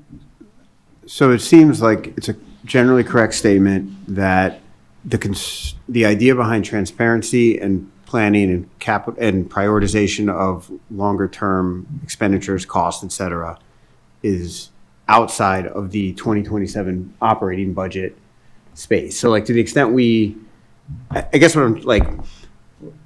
It will give, I think what Bob is getting at is that he wants to see additional information presented along with the operating budget, in addition to the long-term planning. They're two separate, separate things, which is fair. Almost 3 baskets. Yeah. Your operating budget, your active capital projects, and potential capital projects woven together. That if you need to cut that third out and say, okay, here's what we know, we decided, made these decisions, boom, it's going to help to nail down what the budget would be. But it gives you the ability to select what you want to do, what you don't want to do. I think that's a pretty good way to simplify it, where you have the operating budget, you have the capital budgets for each designated area, roads, police, fire, EMS, municipal complex. And then you have the, potential projects that really haven't been looked at, Sedgley Farm, things like that. So it's like, it's what, the sort of more known and sort of predictable. And then I think as you build the tool or however we're doing it, like maybe there's some adjustments or assumptions made for, projected increased costs of labor or whatever it is, materials or whatever our core expenses are. But it doesn't leave like Sedgley Farm in sort of the gray area. It brings it right into our planning decisions as it might, as we have to balance, our expenses so that we don't say, well, we all agreed to do this, but now what about that? You get out of that sort of siloed approach. So from the sounds of it, John, what you're saying is you'd want to see something where we can use that as a tool and have the budgeting cooked into that to take that out or to add it in, to merge everything, look down the road and say, okay, we've got framework in here, we can pull that to help support what you provide when it comes to budget season, to say this is what we've got, here's where we are, we looked at all these scenarios, we made our choices of what we want to do. It's going to help us to plan that out, carve it out and say, okay, there's the component in there that we can pull out and use to help lock down a final budget. I still don't feel like we've given Lori any specifics on what she, and maybe that's just because this is not our area of expertise, right? Let's admit it. Nobody here is a CFO, right? And we do not have, I do not have a finance background, I'm an attorney. So Lori, would it be better for you to create a straw man for us and say, this is what is reasonable for me to provide for a 5-year planning perspective. This is what I can do within the confines and the context of all the other work that I have. Is this good enough for this initial first year of trying this experiment of trying to do a 5-year budget? Is that something that like you could say, this is feasible, I can manage this? Yes. Guys, are you okay with it? Yes. In fact, if you go in your workspace, oh, Devin, hold on. I printed It's a computer die. for myself, but Oh. in your I can share workspace, with them, under yeah. old business, there's a samples folder. Now, I will explain. I'm not saying we should do it exactly like this. But this is one that Michelle and I and Valentina took a look at. A lot of this is not going to apply to us. Plymouth Township? Yeah, is that the correct. one? It's Plymouth Township. This is what they do for their 5-year. You can ignore, I mean, there's a lot of, if you want to skip the words. Yeah. Oh, thank you. Yeah, so 10, Yeah, page 10 and 10 is 11. where, Yeah, they're raking in some money over there. New business and samples. they have a lot of, yeah, they've got Big a lot more. commercial. Yeah, the mall, everything else. Where do you have, I'm sorry, where did you say Old business. Oh, old business. There's a folder called samples. Someone misdirected me to new business. I'm not gonna say who it was, but I think John was next to me. It's definitely John.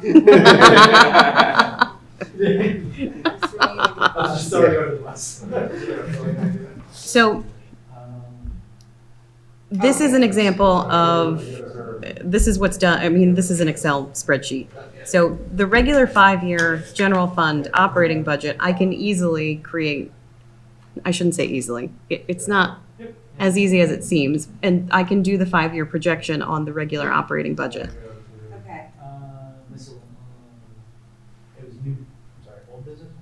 Old business.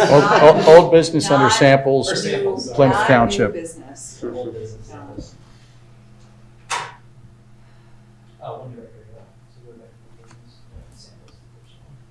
And I would suggest for this, like instead of, the concept that I've been working on with this is to do it in a summary form. So you're not looking at every single line item projected out 5 years. I don't think that that's valuable. I think a summary of the categories and their 5-year projections are fine because they are going to be best estimates. So to get to granular level detail of how much I think we're going to spend on like copy paper 4 years from now is not going to be beneficial. Yes. So I would propose doing it in this sort of format, summarized. It'll be even shorter than this because we don't have as many different types of revenue. Page 9, 10. Yeah, 9, 10, 11. Yep.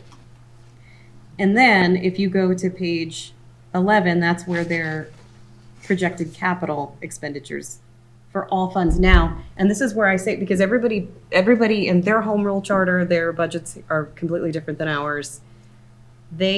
We don't have one capital fund. So we have municipal complex fund, capital roads fund, and the fire department fund. That's how we handle those. But our capital purchases for the police department are encompassed within the general fund. So I can do it in a couple ways.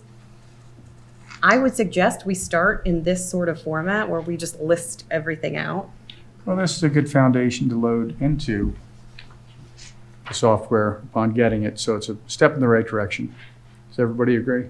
Yeah, I think we need to pick something that is not overly burdensome for Lori. This is our first time to do this. And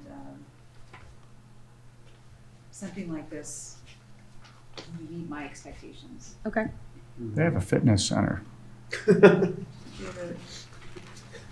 I'll add that Chief, they on. got room downstairs for a fitness center? Don't bring that into Yeah. the They meeting. have a fitness center for their Yeah. employees? Don't say that in front of Lori. Yeah. They're gonna spend $50,000 on padding for the fitness center. Yeah. Yeah. I have bees coming out of my light fixtures, so not to brag, but They're friendly bees. every day they come out of the Honeybees. lights and I You have to protect let them them. escape out the window. Yeah. And it's consistent. And we've tried to get rid of them. How afraid is beekeeping? And does this show, So- impact on revenue or anything of that? Okay. That'll be like. Not exactly, except that no, because it's not going to tie one to one like that. Right. What I can do is project out with the operating budget what an incremental tax increase might have to look like in order to cover.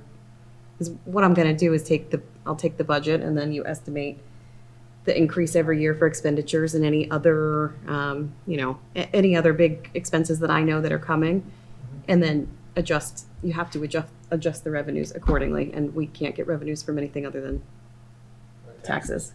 So that's what I would do.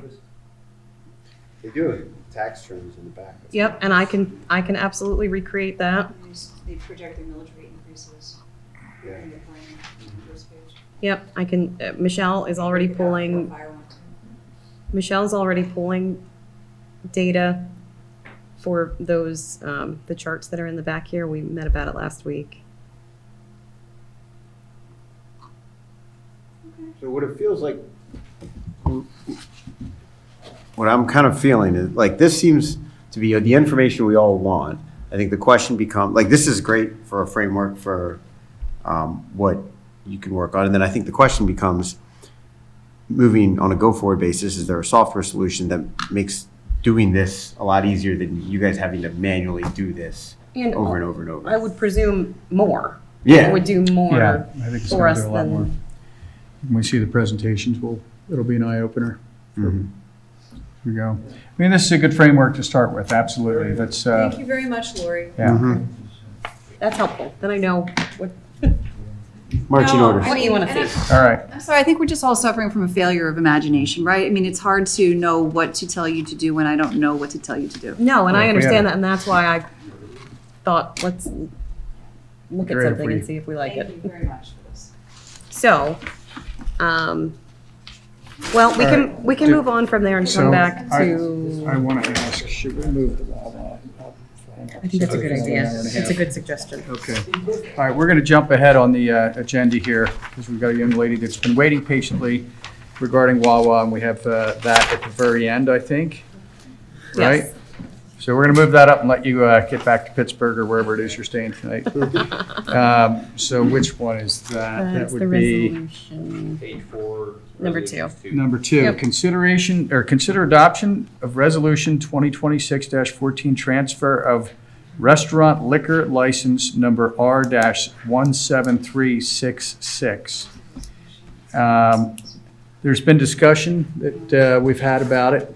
And if anybody wants to have further discussion before I make, do we need to make a motion first, or can we discuss ahead? You can discuss. Let's discuss ahead. One of the things you brought up that I liked was possibly asking for hours that don't go till 2 in the morning. I'm thinking about our police force and some of the issues we've had at that Wawa in the past, and it's just so you know, it's sort of off the side of our township. It really doesn't actually connect to our township, but somehow we inherited it. And I wouldn't mind giving it to Phoenixville, saying, hey, it's yours, deal with it, but. It's like East and West Pakistan. Yes, exactly. And yet it's been one of the, I won't say more troubling parts of the township, but we've had multiple things happen there in the past that are concerning. And I do like the idea of an 11 o'clock shutdown on the alcohol. And if Wawa's amenable to that, I think amenable. Okay with that? Amenable? Yeah, then I would lean toward that. And it starts at 7 in the morning to sell alcohol. Not that I've ever bought alcohol at 7 in the morning, but for the people that do, you know, is 11 to 11 realistic? Or 9. I don't even mind the early, it's more the late hours that really bother me, but I'm not opposed to anything, but just the late hours bother me.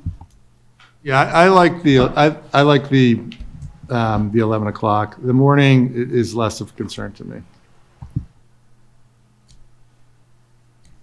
So, any other discussion? Any comments from the public? So if I were to make a motion to approve contingent on, or conditioned on 11 o'clock shutdown. Yeah, that's, obviously, we'll make it subject to Wawa coming back if they disagree with that. I wouldn't have any issue with the township approving the resolution that already contains that condition. It would be, it would be something that I would go back to Wawa. They do have other stores in Chester County. It would be something they potentially would look at a different store if they didn't want any limitations on their operations in Chester County. But then pending an approval from Wawa, then we would file our transfer application. Otherwise, the resolution would become moot and we would, move on with this liquor license. All right. So,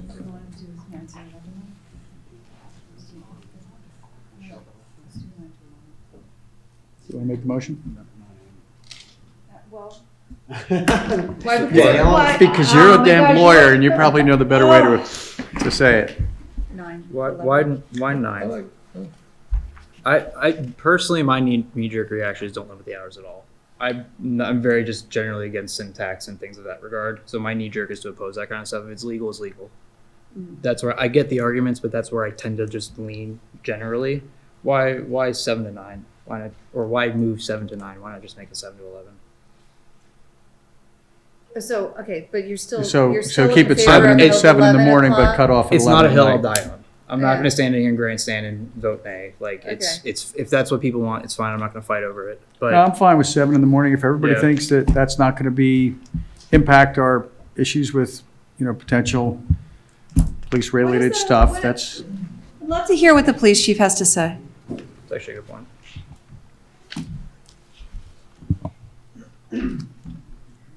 I don't know that the 7 in the morning, people may not be consuming it at that time, that they may be buying it to go somewhere else. So I don't see that as an issue.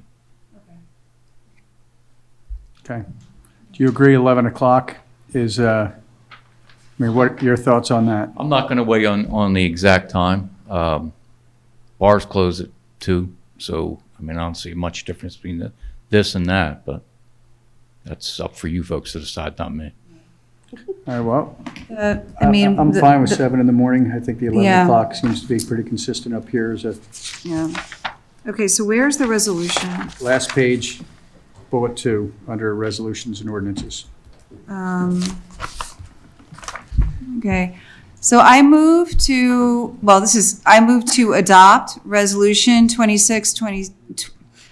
I move to that the board adopt resolution 2026-14, transfer of restaurant liquor license number R-17366 on the condition that the hours for selling alcohol are limited to 7 a.m. to 11 p.m. Monday through Saturday with no alcohol sales on Sunday. I'll second that motion. All in favor? Aye. All right. Thanks for your patience. No problem. You want to clarify? Yeah. I don't think we did that right. Nothing on Sunday? Well, no, They were not allowed anyway. They didn't have it on Sunday. They were only. allowed on Sunday. Oh, you are allowed Oh, on yeah. Sunday. Yeah. For some reason, 9 a.m. I thought it was Monday I through Saturday swore too. that you had said no The hours are the same The Monday hours through Saturday. Sunday had different hours. Oh, okay. Sunday had different hours. What were the hours on Sunday? 9 a.m. 9 a.m. to 2 a.m. So you want to? Okay, we have to trash that motion. All right. I make a motion. We Motion to retract our trash the motion. Okay. Okay. So let me redo that. Monday through Saturday, 7 to 11, Sunday, 9 to 11. Yes. Yeah. Okay. Yes. So I move for the board to adopt resolution 2026-14, transfer of restaurant liquor license number R-17366 on the condition that the hours for selling alcohol be limited to 7 a.m. to 11 p.m. Monday through Saturday and 9 a.m. to 11 p.m. on Sunday. I'll second that motion. Any further discussion? All in favor? Aye. All right. Now you're free.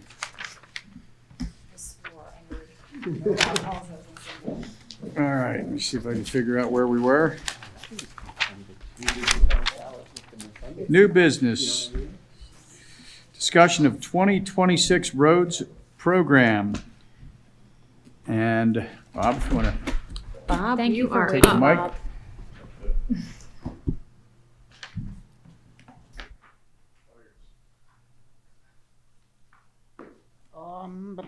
First thing we have is the curb, 1,000 feet of curb on Spring Lane. Cedar Springs gave us a quote for that. Can you see all this? Okay. Then there's the paving, which they also gave us a quote on. Do you want me to tell you the streets that we're paving? Okay. Sure. Sure, we're going to start out on Carolina Avenue. Nikki had paved a lot of roads in what we call St. John Circle. And I'm just working my way through. From Carolina, we head over to Pickering Lane, and then into the Moore Hall development.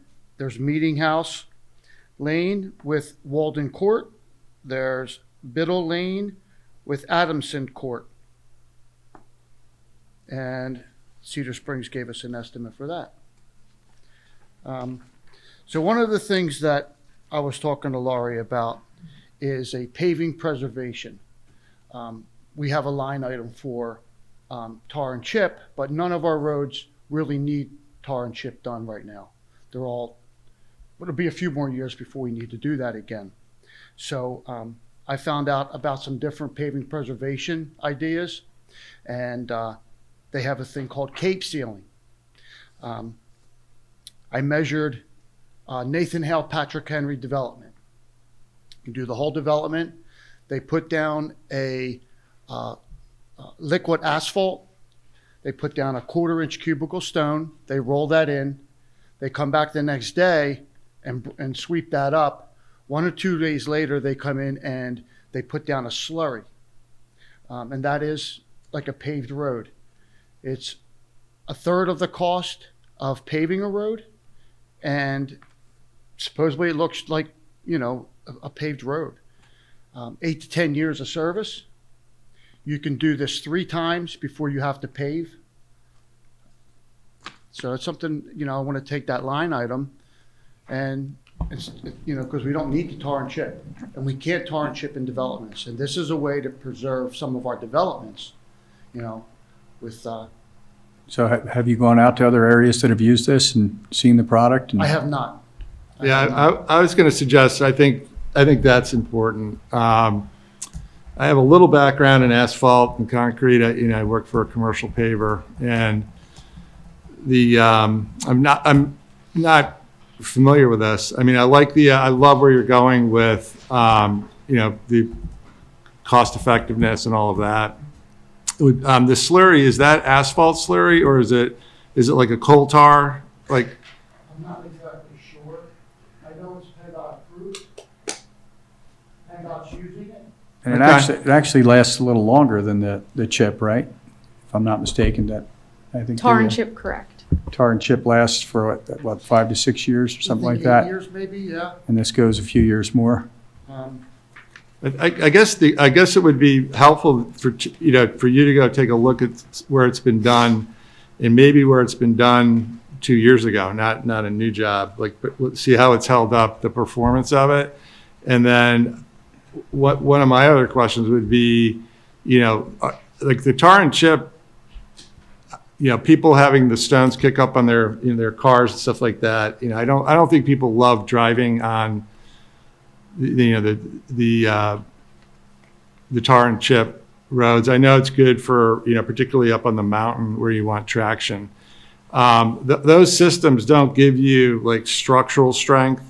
They give you maybe, they deal with cracks and stuff and like degradation of the asphalt and, the oxidization and all that kind of thing. But Well, when we tar and chip a road, Clothier Springs was the one that I remember doing that. We did a lot of base repair on that road. Yeah. Before we tarred and chipped it.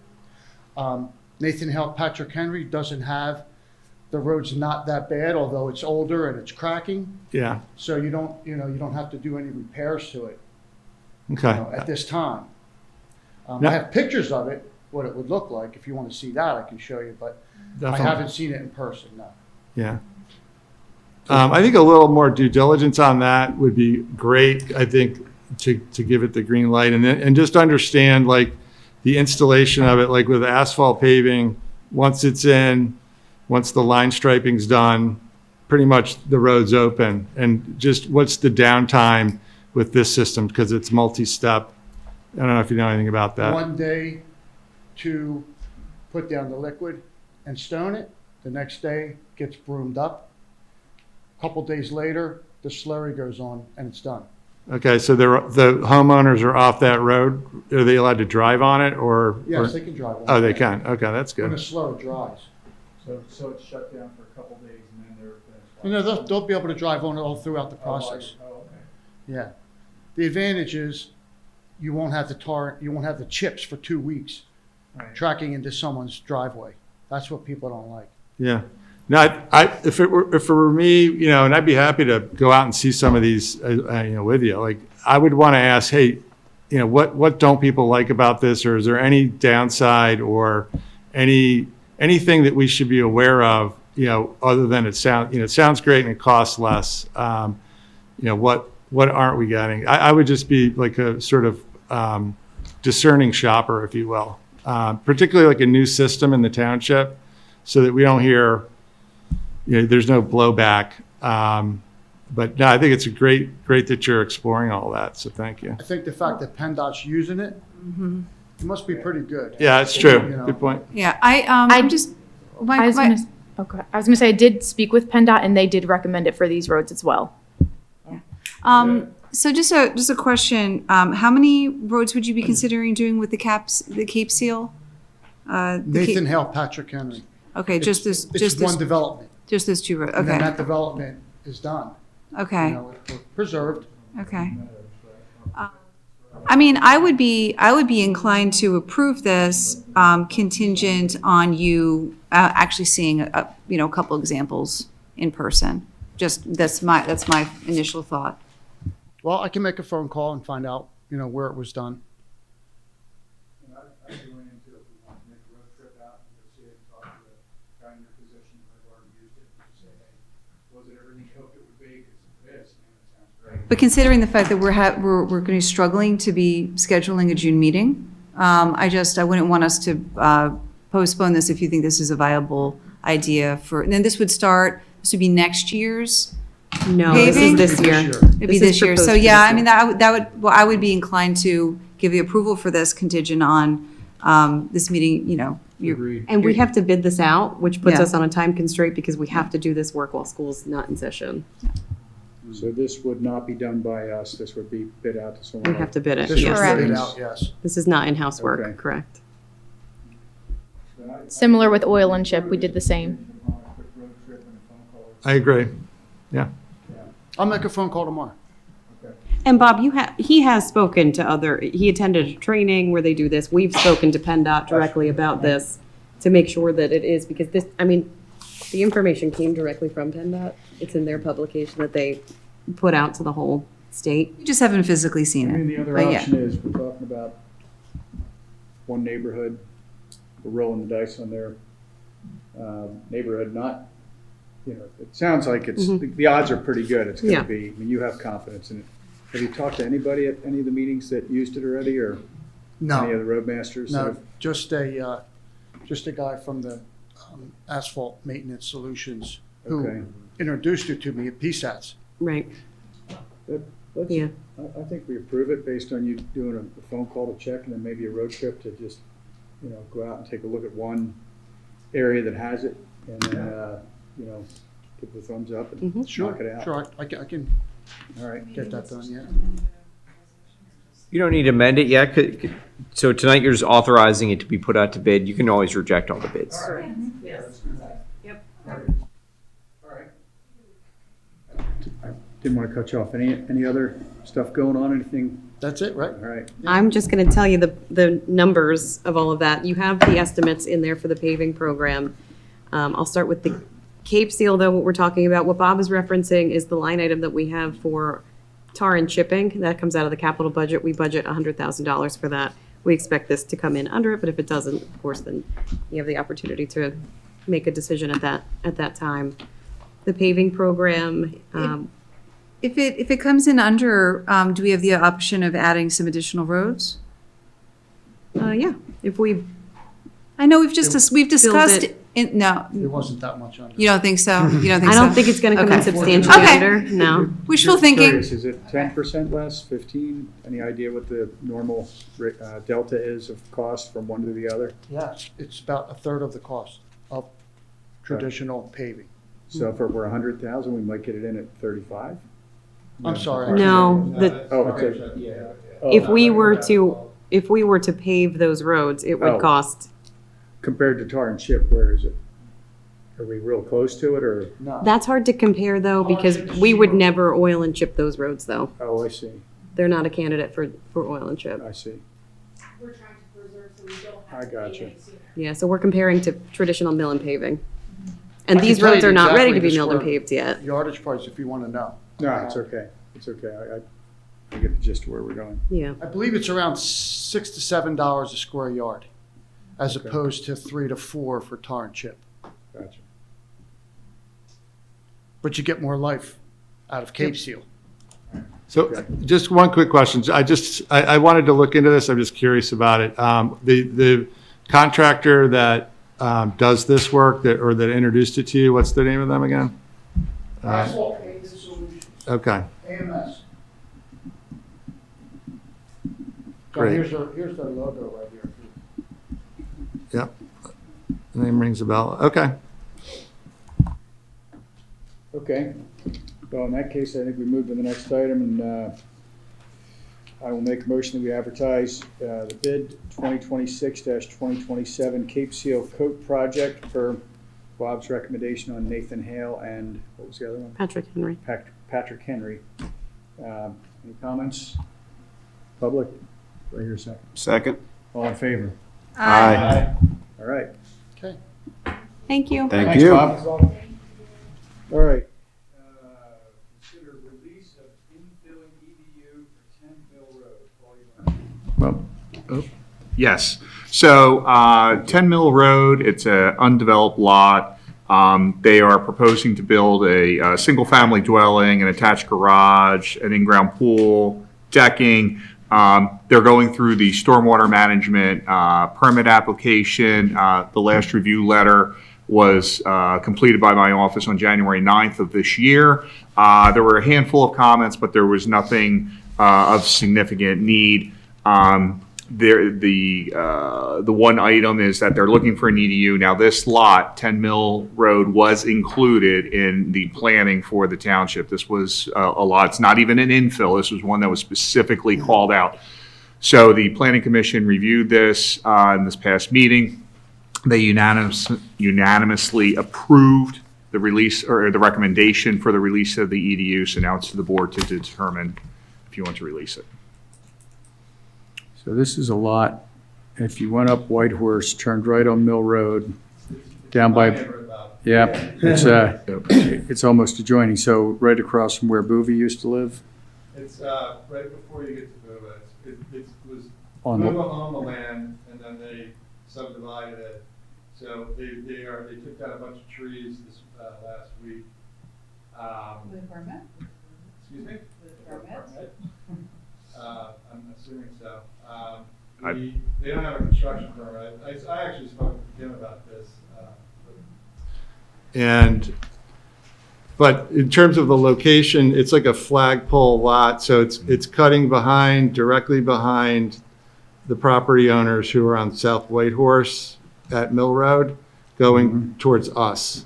And then it'll kind of swing behind, where the Buva's property was. The EDU, what is, just for my clarification, what is that providing? The EDU is the equivalent dwelling unit, so that would be the sewer that would be going to Valley Forge Sewer Authority, the effluent. Okay, I'm unclear how they're going to do that, because there's a creek that runs. They're going to have to build a bridge across the stream to get to their property. There's no way around that. Like that, there's a stream that runs parallel to Mill Road that flows into the Pickering. There's sewer on the backside. Oh, is there? Okay, so that's it. Thank you. Okay. Very helpful, thanks. So you're saying it was previously already visited and approved or planned for? It was allocated for, correct, Yeah. Bob. But, even though it was allocated for, the board still has to release the EDU. So this is not an infill. This isn't a failed system. This is something that the township had in our planning, in our sewer map, the whole deal. Okay, your view on it? Oh, I would think that this would be something to approve. Sounds good. Yep. Any other comments? All right, then I will make a motion that we release the infilling EDU for 10 Mill Road. Do I hear a second? Second. Any comments? Public? All in favor? Aye. Okay, consider approval of the following escrow release number 1 for Melville Run in the amount of, Lori. I'm gonna actually hand that to Paul. Absolutely. So this is Melville Run. It is the 4 lots, the Ferry Lane or Master Subdivision. It's basically at the T intersection of Ferry Lane and Powderhorn, just to give any perspective to anyone.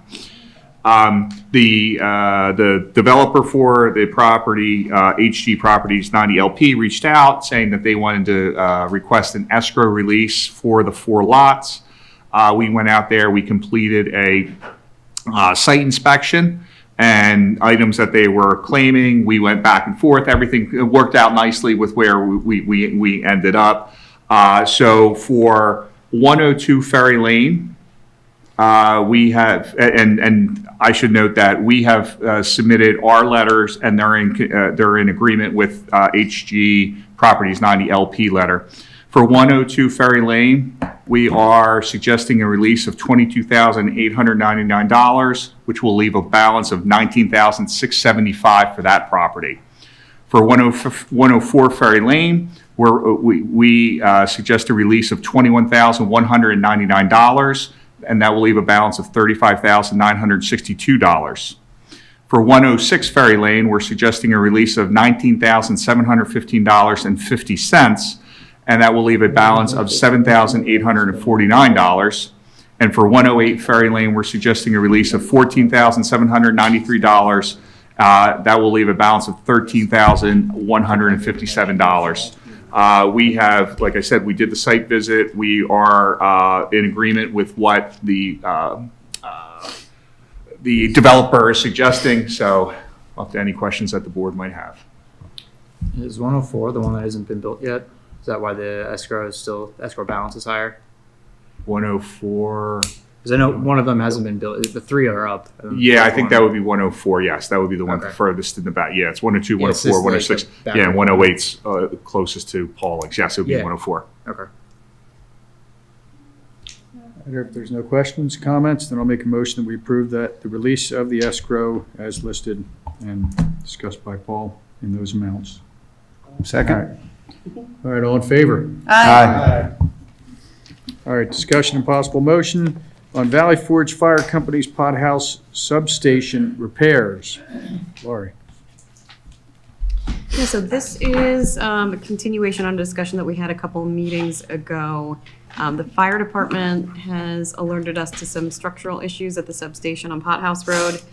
They had gotten a proposal from an engineering firm to take a look at it and then develop a plan to correct it. We also, the board authorized it a prior meeting to have T&M go out and do an inspection and put a proposal together. So you have that proposal in your workspace.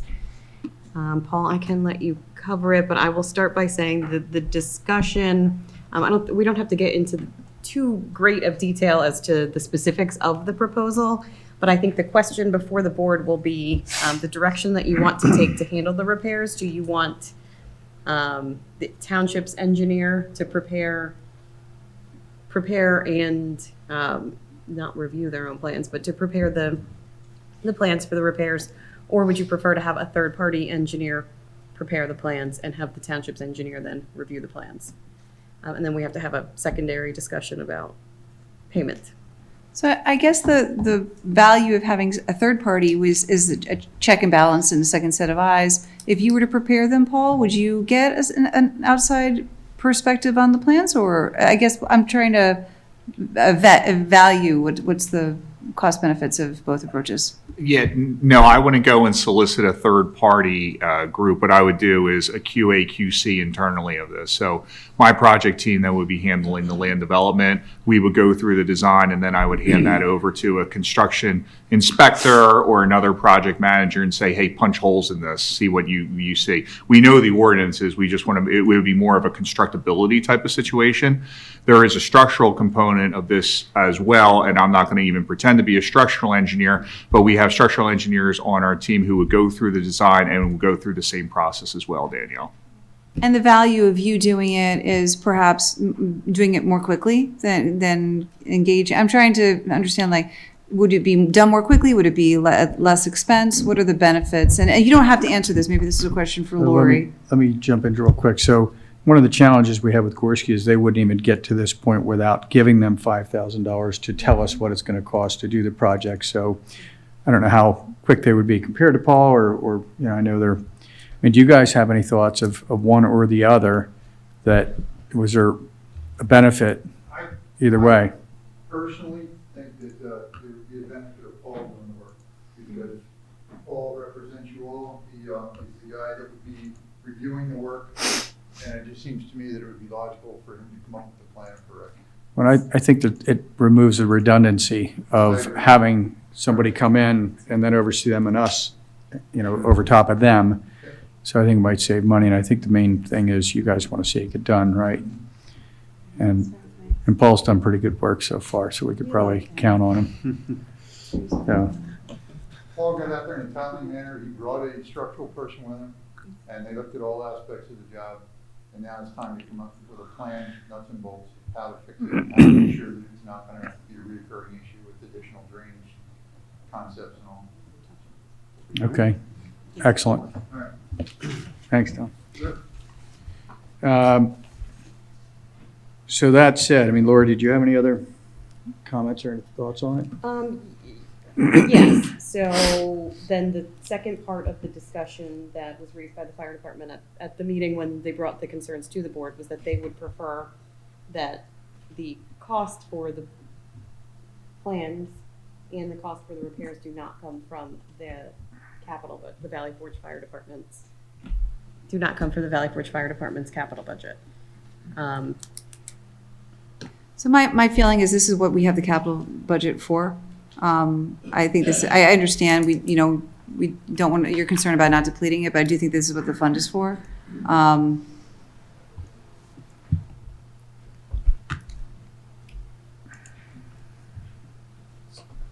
So my only concern there is that, as you all know, we've indicated that we have to order 2 trucks in the next 6 years. That's probably going to be in the area of $3 to $3.5 million. That's beyond our control. The second issue, which we spar with a little bit, but we're a tenant to this building. It's a building or property owned by the township. And I think that if you can find the money elsewhere, if you spend it from the capital account, we're just going to ask you to put it back in the capital account.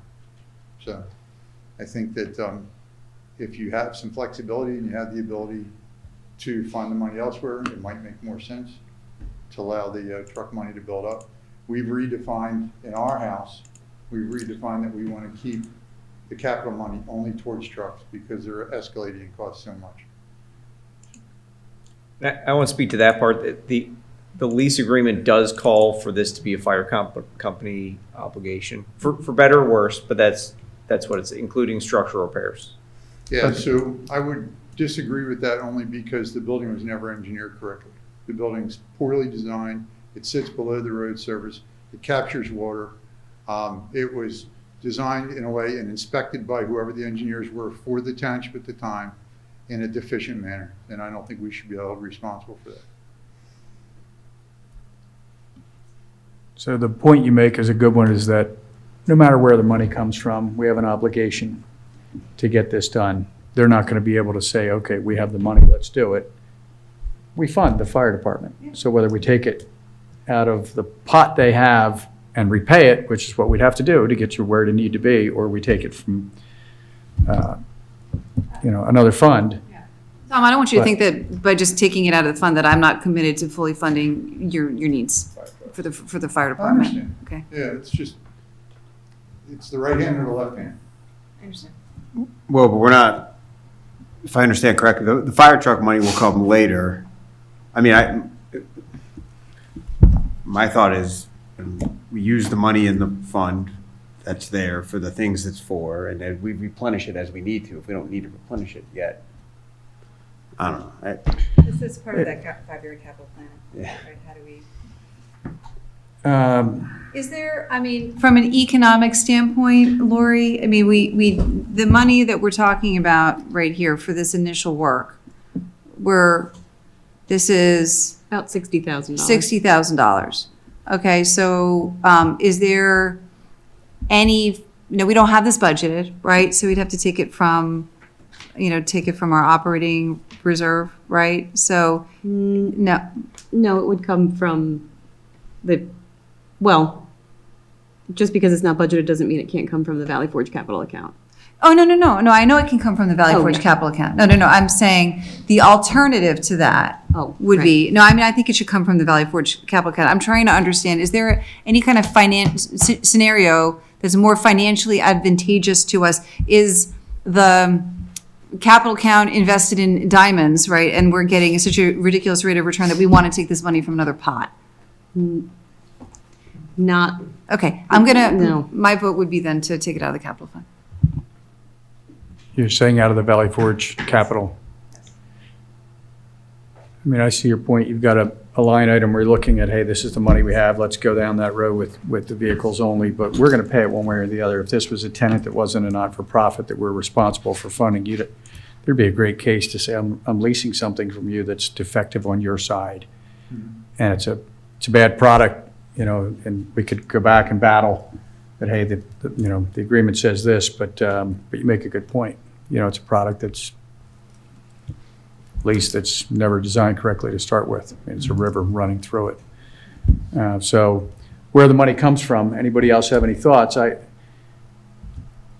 going to pay it one way or another. Right.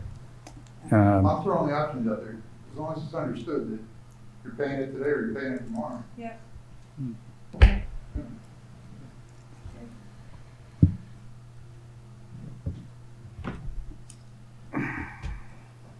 All right, so we need a motion. I'm probably going to be the standalone, so I'm not going to make a motion that we take it out of anywhere else. If you guys want to make a motion, go ahead. I agree with Tom that it's better to take it from somewhere else and leave that capital money on track for the fire trucks. Okay, I'll move to authorize the expenditure. Do I have to name the exact amount, Lori? Are you approving T&M's proposal? I'm approving or- TNM's proposal. No, you can just approve T&M's proposal. Okay. I make a motion to approve TNM's proposal for the, let me restate that. I make a motion to approve TNM's proposal, engineering proposal for the Valley Forge Volunteer Fire Company to be expended out of the fire department's capital fund. I'm sorry, I should say for the Pot House substation, to be expended out of the fire department capital fund. We have a motion, do we have a second? Second. All right. Any other discussion? All in favor? Sorry, real quick question. How much is in the Valley Forge capital budget moment?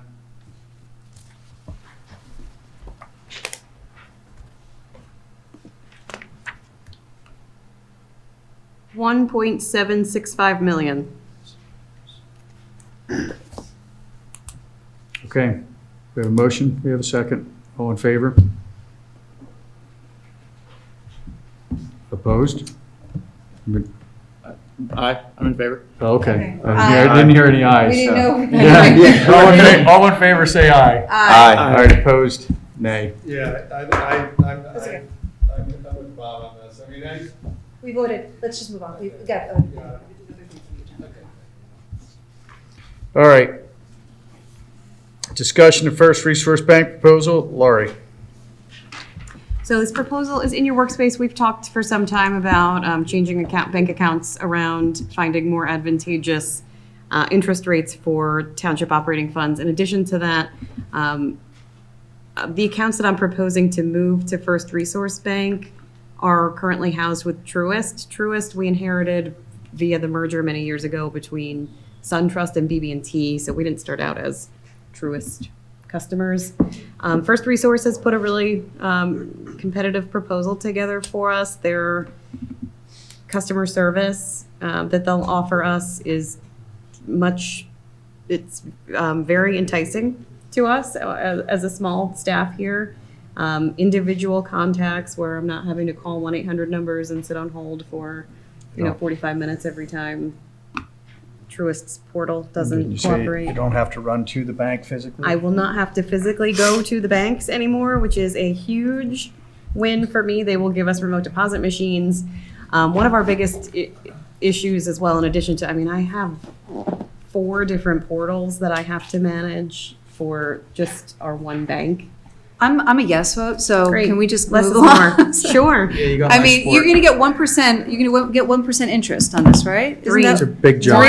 One on should get more than one on smaller balances, Yeah. 3 on larger It's a no-brainer. balances. And they came back and didn't come close, right? When you gave them an option to. They did give us a proposal that came in late on Thursday night, and they offered a 2.75% interest rate, I believe is what it was. Is Did that they something offer to like- pay us back for the money that we haven't they're gotten going from to- them forever? But the fees, they're not reducing the fees. Yeah, They're no, just done offsetting deal. the fees with the interest, so. Done deal. So do we need to give you, make a motion for this, or are you okay to do it without a? Number 7. Oh, there it is, yeah. okay. Oh, so we discussed it. I'll make a motion to authorize Laurie to transfer the accounts from Truist over to First Resource Bank. Do I hear a second? Second. Discussion? All in favor? Aye.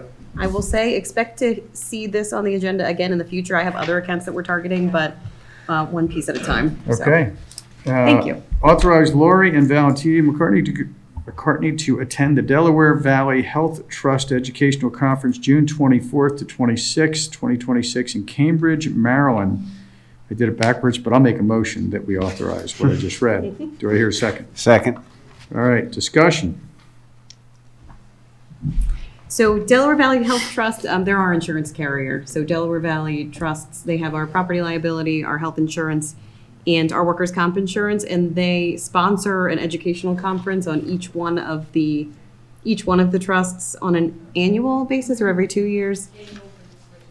Yeah, so they switch the trust. So this year it's the health trust. Never been able to attend before. It's covered by our membership in the trust that 2 people are authorized to attend. And this one will be all focused on health and wellness benefits for staff, and they'll have speakers come in with creative ideas for how we can make our staff happier and healthier, and in addition to the benefits that new benefits that they'll be rolling out that we'll have access to. Any comments?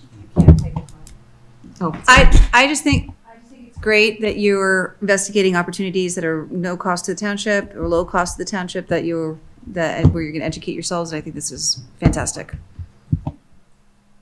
Anybody else? Any comments? You have a motion, second, all in favor? Aye. Okay, consider appointment of Mark Donovan to the zoning hearing board effective May 11th. Oh, wait, you skipped over Phoenix Regional Shoreline. Oh, yes. All right, discussion and possible motion to appoint members to the Kingsville Regional Trail Committee. So John Callahan was the only person that was appointed to it, and we can have more people on it. I didn't know if we wanted to open it up to maybe the EAC or the Open Space Committee, see if there's any interest in having one of them attend. They don't meet very frequently, but you know, we do discuss like community trail programs, like the DeVault Trail and things like that. So how to work with private landowners on trails. I mean, I can do it also, but it doesn't have to be two township supervisors. So. Do we have anybody that might be interested on our board or any EAC open space? Do we know of? I haven't had anyone express anything on EAC, but they haven't been offered either. I'm sure someone there would be more than interested in being on that. I didn't make an offer to them. Yeah. Or open space, or you both. Yeah. See if anybody. Sure. If you want to pitch it at open space, we'll pitch it at EAC next meeting, see what they say. The connecting trails throughout the region are one thing, but as we get more property and what we Yeah. can learn about the trails, I think it's a great idea. Yeah, Yeah. you can open it up. Yeah. So I'm a trail junkie too, so, I love trails. yeah. All right, I'd say we open it up. Do we need to make a motion on that, or are we going to take the pulse and come back I later? don't need a motion unless you wanted to appoint, unless any of you wanted to be appointed to it. That's why the No, motion I was think we there. take the pulse of the team out there and see if we get somebody that Sure. rises up and bring it back on another day, on another month. All right.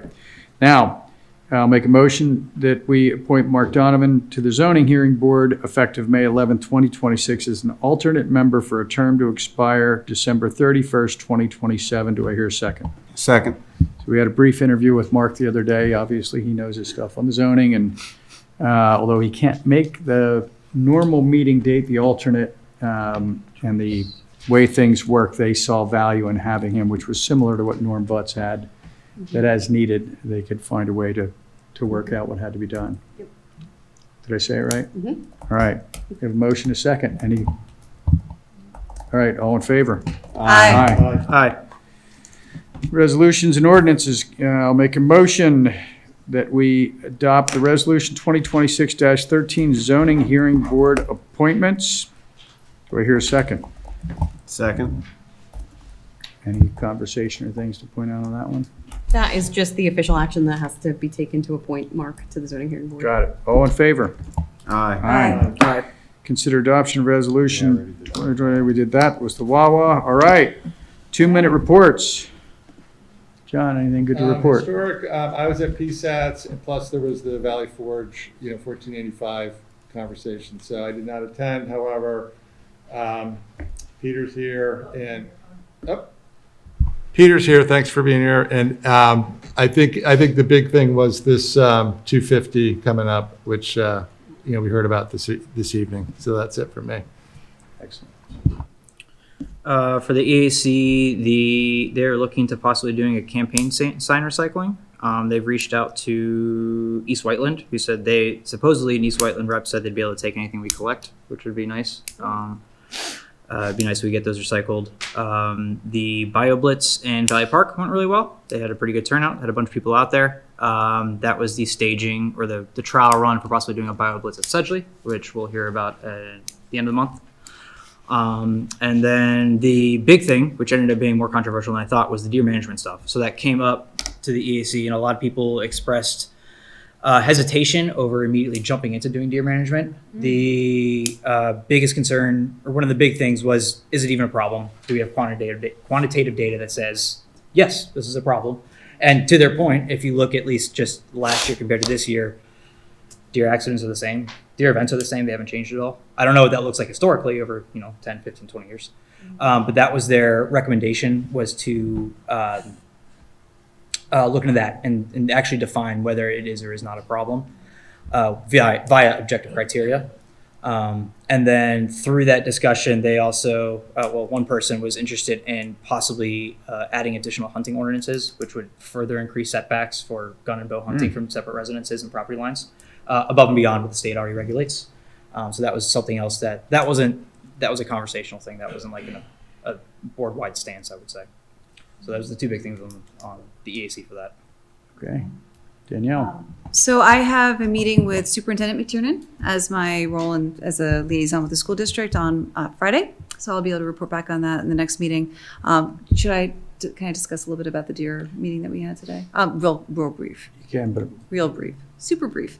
I think Bob and I think, had a really great conversation with the PA Game Commission today on deer management. We explored a lot about their program, their community hunting program. We got a lot of great information. Some of the stuff that they do the population counts and things like that for partners. We're definitely in the early stages of getting information. Certainly all the options that we're looking at are not necessarily mutually exclusive. You don't have to necessarily go with only them or only with a controlled hunting group, right? We have different properties. We can encourage different things.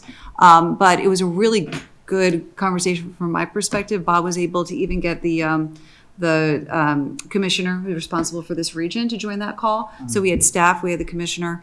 I think we have a lot to provide feedback on in a future meeting. And I would like to try to get the head of the community hunting program to attend a workshop session and do a presentation. They have a lot of great tools. They also have a biodiversity program and projects where they can do biodiversity surveys for us. And so it was really great. No cost to the township. Again, we're in the beginning stages of just getting information, and it doesn't mean that we would not do a community hunt type program with the Chester Valley Deer Management Group. It's just another tool in the toolbox. So in a nutshell, the way I read it is that they're actually taking a lot of the same approach as the organized archery groups that have had success and saying, hey, you know what, that's really working. Why don't we encourage that, but also take some control and manage it with special permitting where you can get more permits if you go through the Game Commission. But their criteria is very similar to this group that was in last month to say, we want a proficiency test. We want to make sure we thin out the losers and get the winners and try to, and what happens is a ton of people want to join, and when they see all the work they have to do, it thins out a lot of the people. So they're looking, I think, at similar groups, and I think one of the guys said they spoke with Steve and had a lot of communication back and forth, and that they like and endorse, a lot of that kind of thing happening. But this is in its pilot program phase. I think it just rolled out last year, so they don't know how big they can go. They haven't worked with any municipalities yet. They haven't had a ton of experience, I don't think, in really populated areas like ours yet. But I love what they're doing. I think it's one of the best moves I've ever seen them make to encourage people to embrace hunting as a positive thing with pre-vetted hunters that, like I said, go through all these hurdles. And probably 1 out of 10 people that say, I want to hunt, would look at it and say, I'm willing to do that work. So again, it's very similar to what I think they've almost taken a snapshot of the models that are working on a small scale and said, let's do this across the state. So we'll see how it goes. Might take a while for them to get up and running, but I like it. I'm happy to see them doing something. One added benefit is they do deer management plans for landowners, so they would create something that could be a guide for our properties. But again, we want to make sure that we understand the process, because developing that, we could restrict it to bow hunting, we could do anything within this plan, but we want to make sure that we don't necessarily need to commit to keeping these properties open to this open hunting program in order to get that plan. So it's about understanding the timeline. Well, there's a lot more questions to ask, Yeah. and a lot of variables and pros and cons that I was picking up on, but I didn't want to go deep into the weeds with them. So, but overall, very good. All right, Ben. excuse me, Planning Commission, obviously a couple things we covered already in this meeting that were approved. One sentiment from a couple of the members was, why do we have these ordinances if we're just going to constantly grant waivers for them? I think, I don't know, one thought it's good to hear the discussion from the Planning Commission and have them work through it, because that can then be communicated to the rest of the board. So, my thought back was like, I get how you guys might feel like, why are we constantly approving these waivers? But on the other hand, like, you're not approving the waiver, you're just making a recommendation. And if you guys are split or not split, that is information that filters up to the rest of the board, and then we can make the decision. So, and that seemed to resonate, but it was just an interesting thought. I was not able to attend regional planning, so I will kick that to Lori, who very graciously saved me in a very last-minute kid debacle. So, All right, I'll grab you afterwards. Did not make the most recent Open Space Commission meeting, but had a long talk with Tim ahead of time to get up to speed on everything, and they're looking at possibly changing the size of that group, and that's to be determined. So there was some discussion, but no firm direction. But there are some significant outreach tentacles going out with some hope of some things I hope to bring back and talk about next month or the month after. Other than that, Lori. Yeah, so I did attend the regional planning meeting. That discussion was primarily focused on data center ordinances. Recommendation that came out of PRPC. I know we've had some discussions before about whether, because we are a member of regional planning, if that would be the way to handle data centers.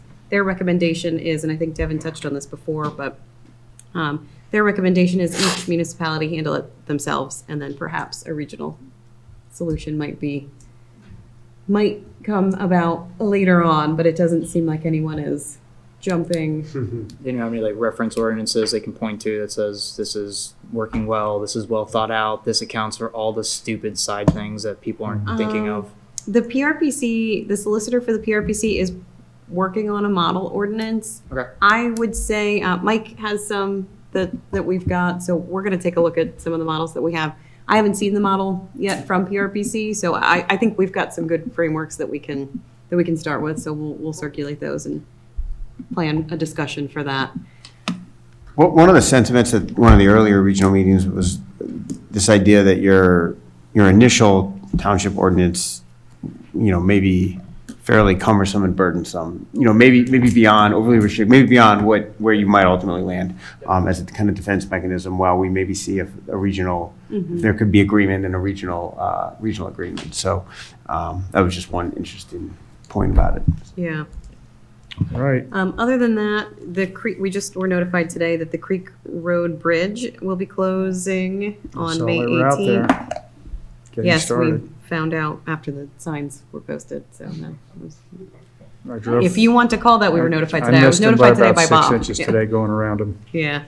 So as of the 18th, it will be closed. Planned completion for that construction is June 14th, 2027. Excellent. All right, Chief of Police. You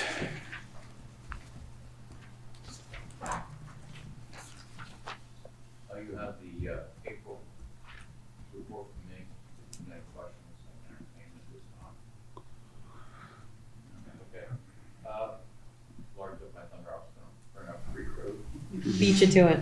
I found out from the police Facebook site, so thank you.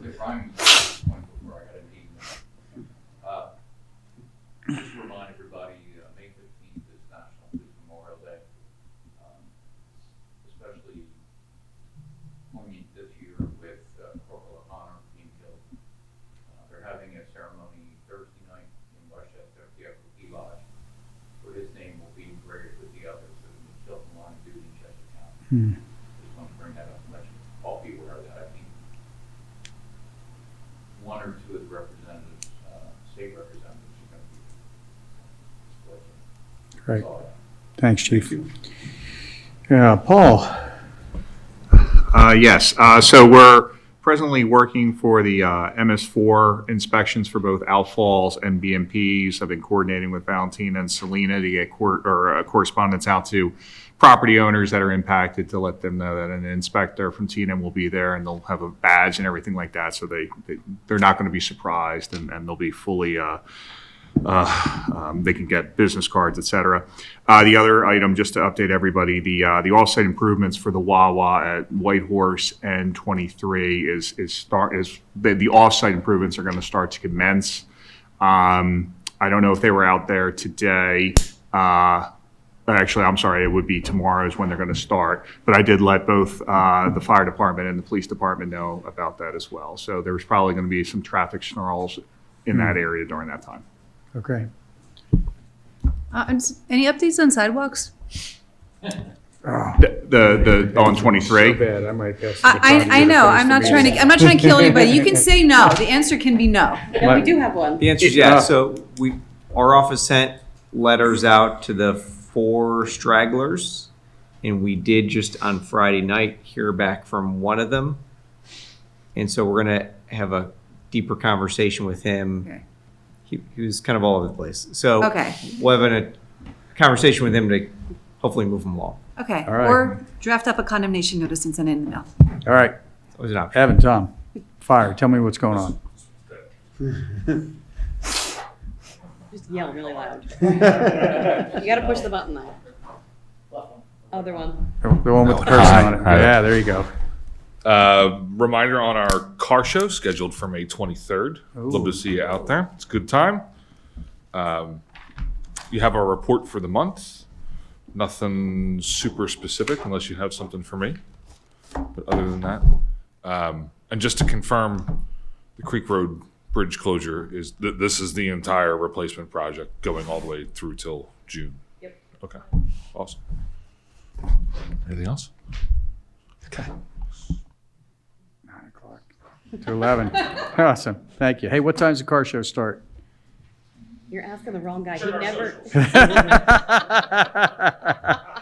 I knew the date. Cannot save an event. All right. I think 10 a.m. All right, I put it in for 9. I'll get you that answer. All right, be back to me.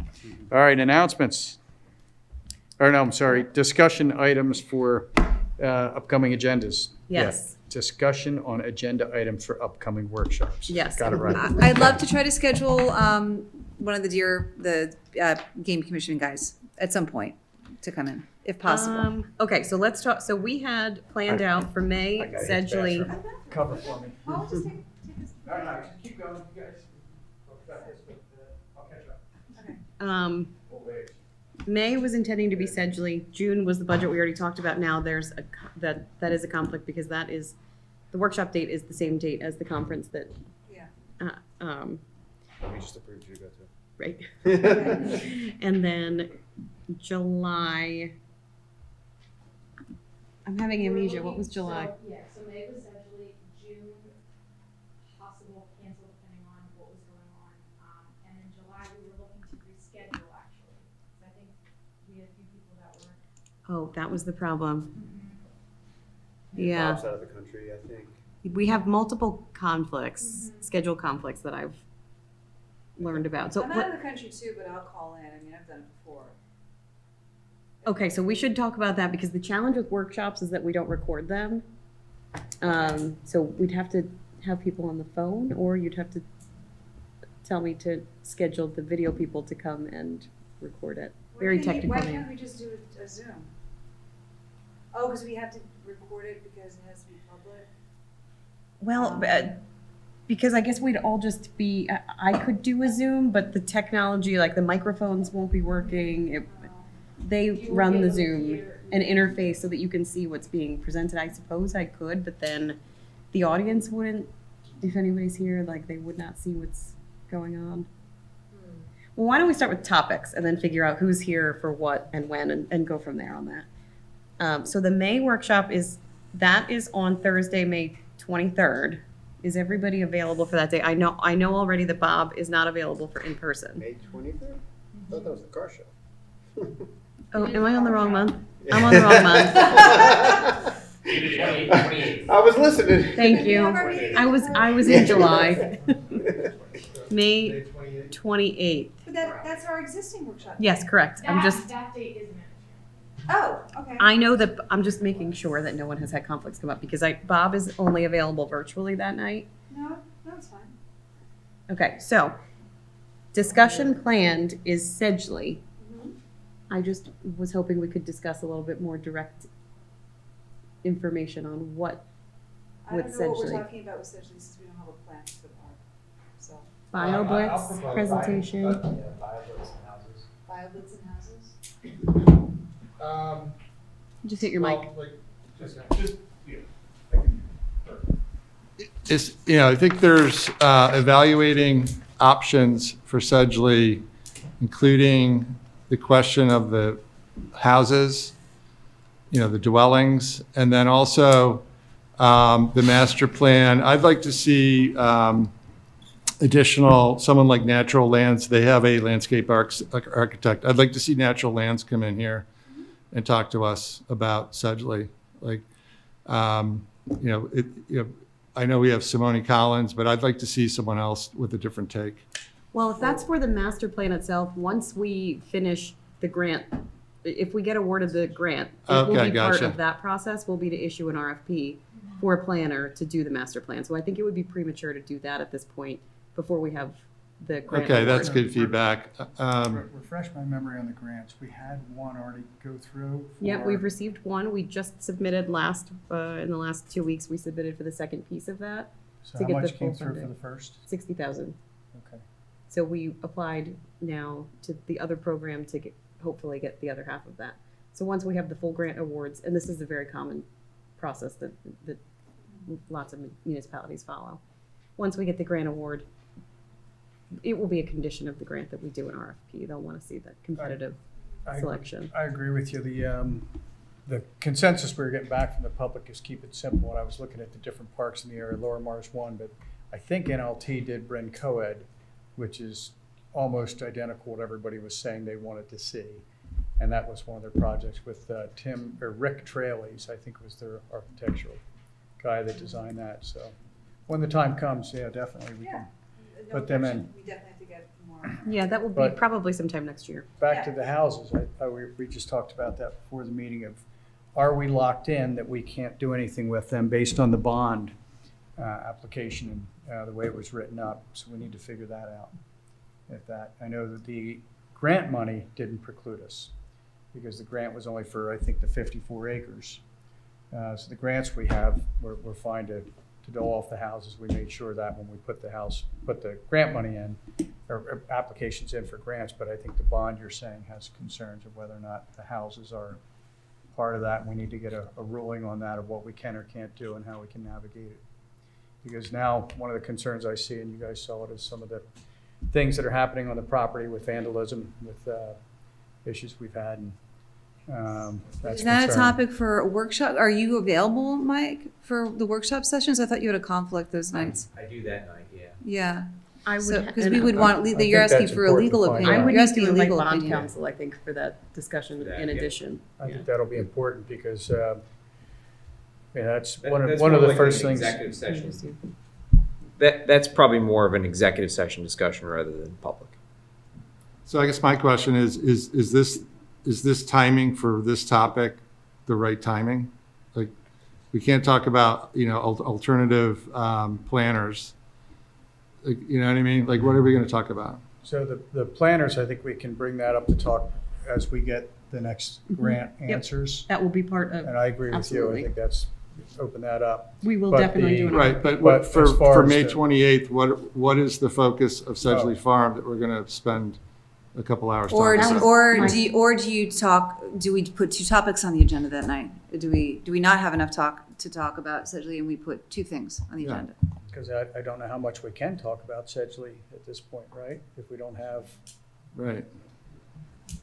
What else do we want to talk about? I'm a little concerned about the fact that we're potentially canceling the July workshop meeting. Well, we talked about July also because we all have travel plans. What do we need to? might need a different date, Okay. I think, is what my notes say. Okay. What was scheduled for July? Could we move that up to No, June? that's- Nothing scheduled, so. June is budget, right? Wasn't June budget? June was planned to be budget, but based on our earlier discussion, That might just be the that might beauty just now be contest, July. or it might be the beauty contest for the software. June. If we can get somebody to come in for June. We were talking about potentially taking that time for the presentation? Let's on float an software. idea. If we did get a couple of meetings in between now and we have Sedgley, which there isn't much to talk about, it's probably pushing it, but it might be possible to have somebody come in on that night. I don't know. Well, the problem with the June date, though, is now. No, I'm saying for May.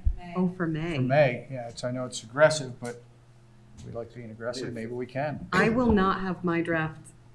No, that's okay. No. We're not saying you would have to. We're not saying for a budget. To be Okay, prepared for that. We're looking at the software and trying to okay. interview and get presentations to come in as quick as we can. Yeah. High level, you know.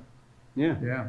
An alternative too, if we can't get them to actually come to the meeting, if we do a recording of the demo, play the recording. Yeah. Publicly. Or we could have them do it on a Zoom. Maybe we could put the laptop on the TV and just play it.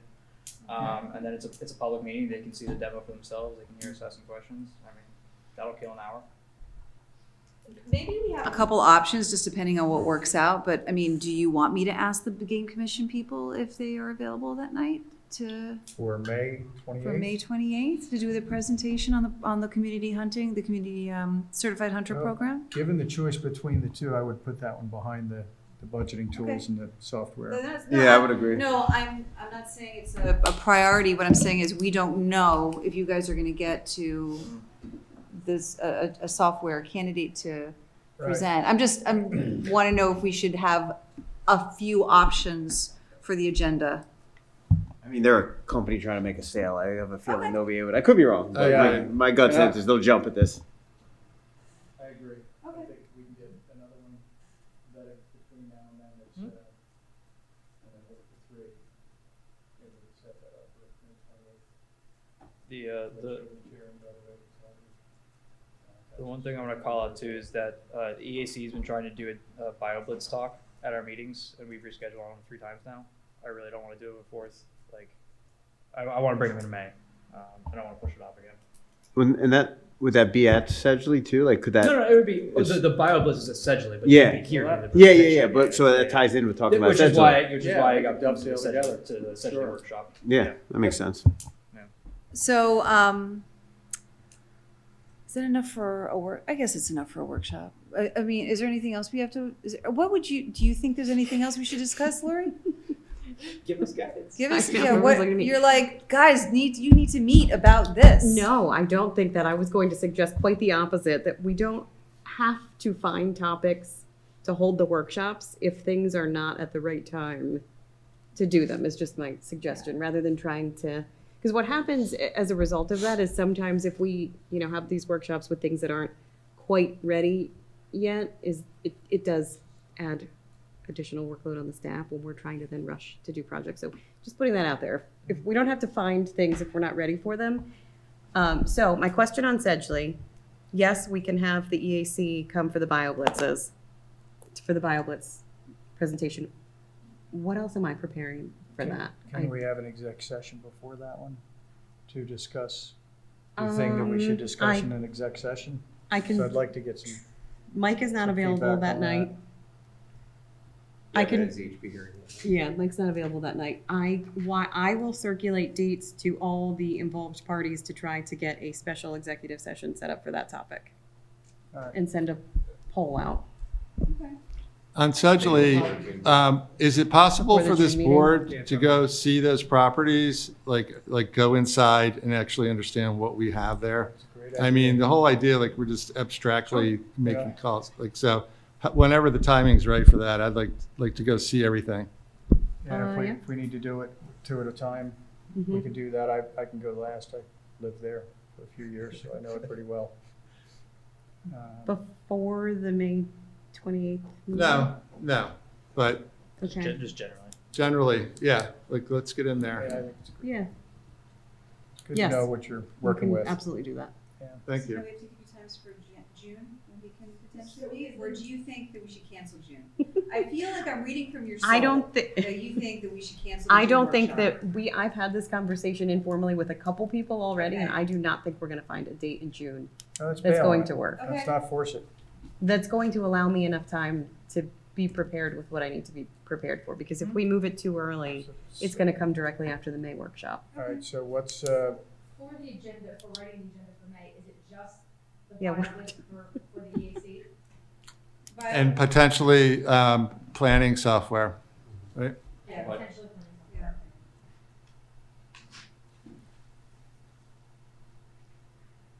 What if, well, I guess we can cross that bridge when we come to it. So there's a potential that it just ends up being BioBlitz? I could get from the game commission.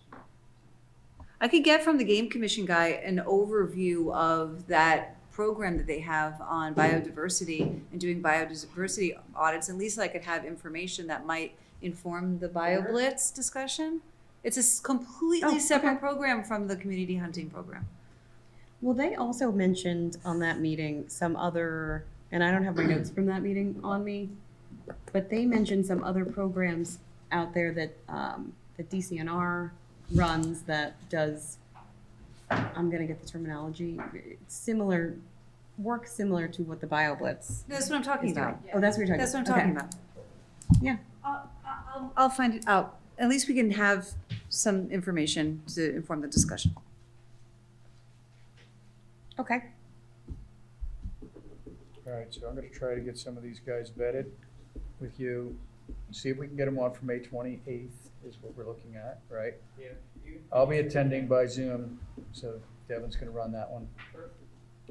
So I will ask if our friends at our recording, our friends at ABT are available to record that Yes. night. Okay. All right, good. July is then also, what did we say about July? So June will be canceled. June is nothing, good. July will be budget. Based on that, I'm going away. When is July? The 23rd, the workshop. I'll be in France, I'll just call July 23rd. I'll be in Machu I've Picchu. done it before. I'll just stay up until 2 o'clock in the morning. I will not be on that one at all. The 23rd?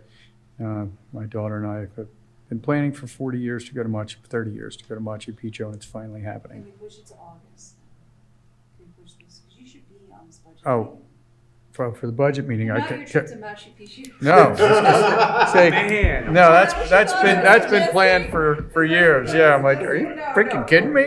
Well, you need to be here for the budget. I do, yes. So should we I push it can, to August? should we push it to August? I'm fine with that. I mean, you know, we should all be here. That would be August 27th, correct? All right. Trust me, I don't really feel like calling in France. Nope, let's do it in August. Is that getting too close to the, no, that's pretty I will normal. be, We'll be doing a lot of work between now and then to have the software research maybe even up and running by then. I'm not the one making things difficult. I'm here in June and July. I might not be here in August. I don't know. There's a trip on my calendar and I don't know if I'm invited. You know, is it your wife going? Yes. And it's very ambiguous, much to her nature. Okay, I'll leave that one alone. All right, so let's get back on track, guys. I have to get up in 4 or 5 hours. So May, we're gonna try to get, we'll definitely have the BioBlitz. We're gonna try to get the guys in for the software. June, we're canceling. July, we have I don't have anything anymore. nothing anymore. August is budget. August is budget. So is July then happening or canceled? We can decide on that. All right, we'll talk about that in June. See if anything comes All up. right. We have a plan for 28th. We have a framework for potentials coming up, and we can solidify them at our next meeting. Okay. All right. Announcements. Car show. Be there. 8 a.m. That's too early. Can you reschedule that to? That's when registration's. All right. All right, they turn their engines on at noon, right? Get the rumbling going. Public comment? All right. Adjourn, anybody feel like adjourning? I'll make a motion to adjourn. Second. All in favor? Aye.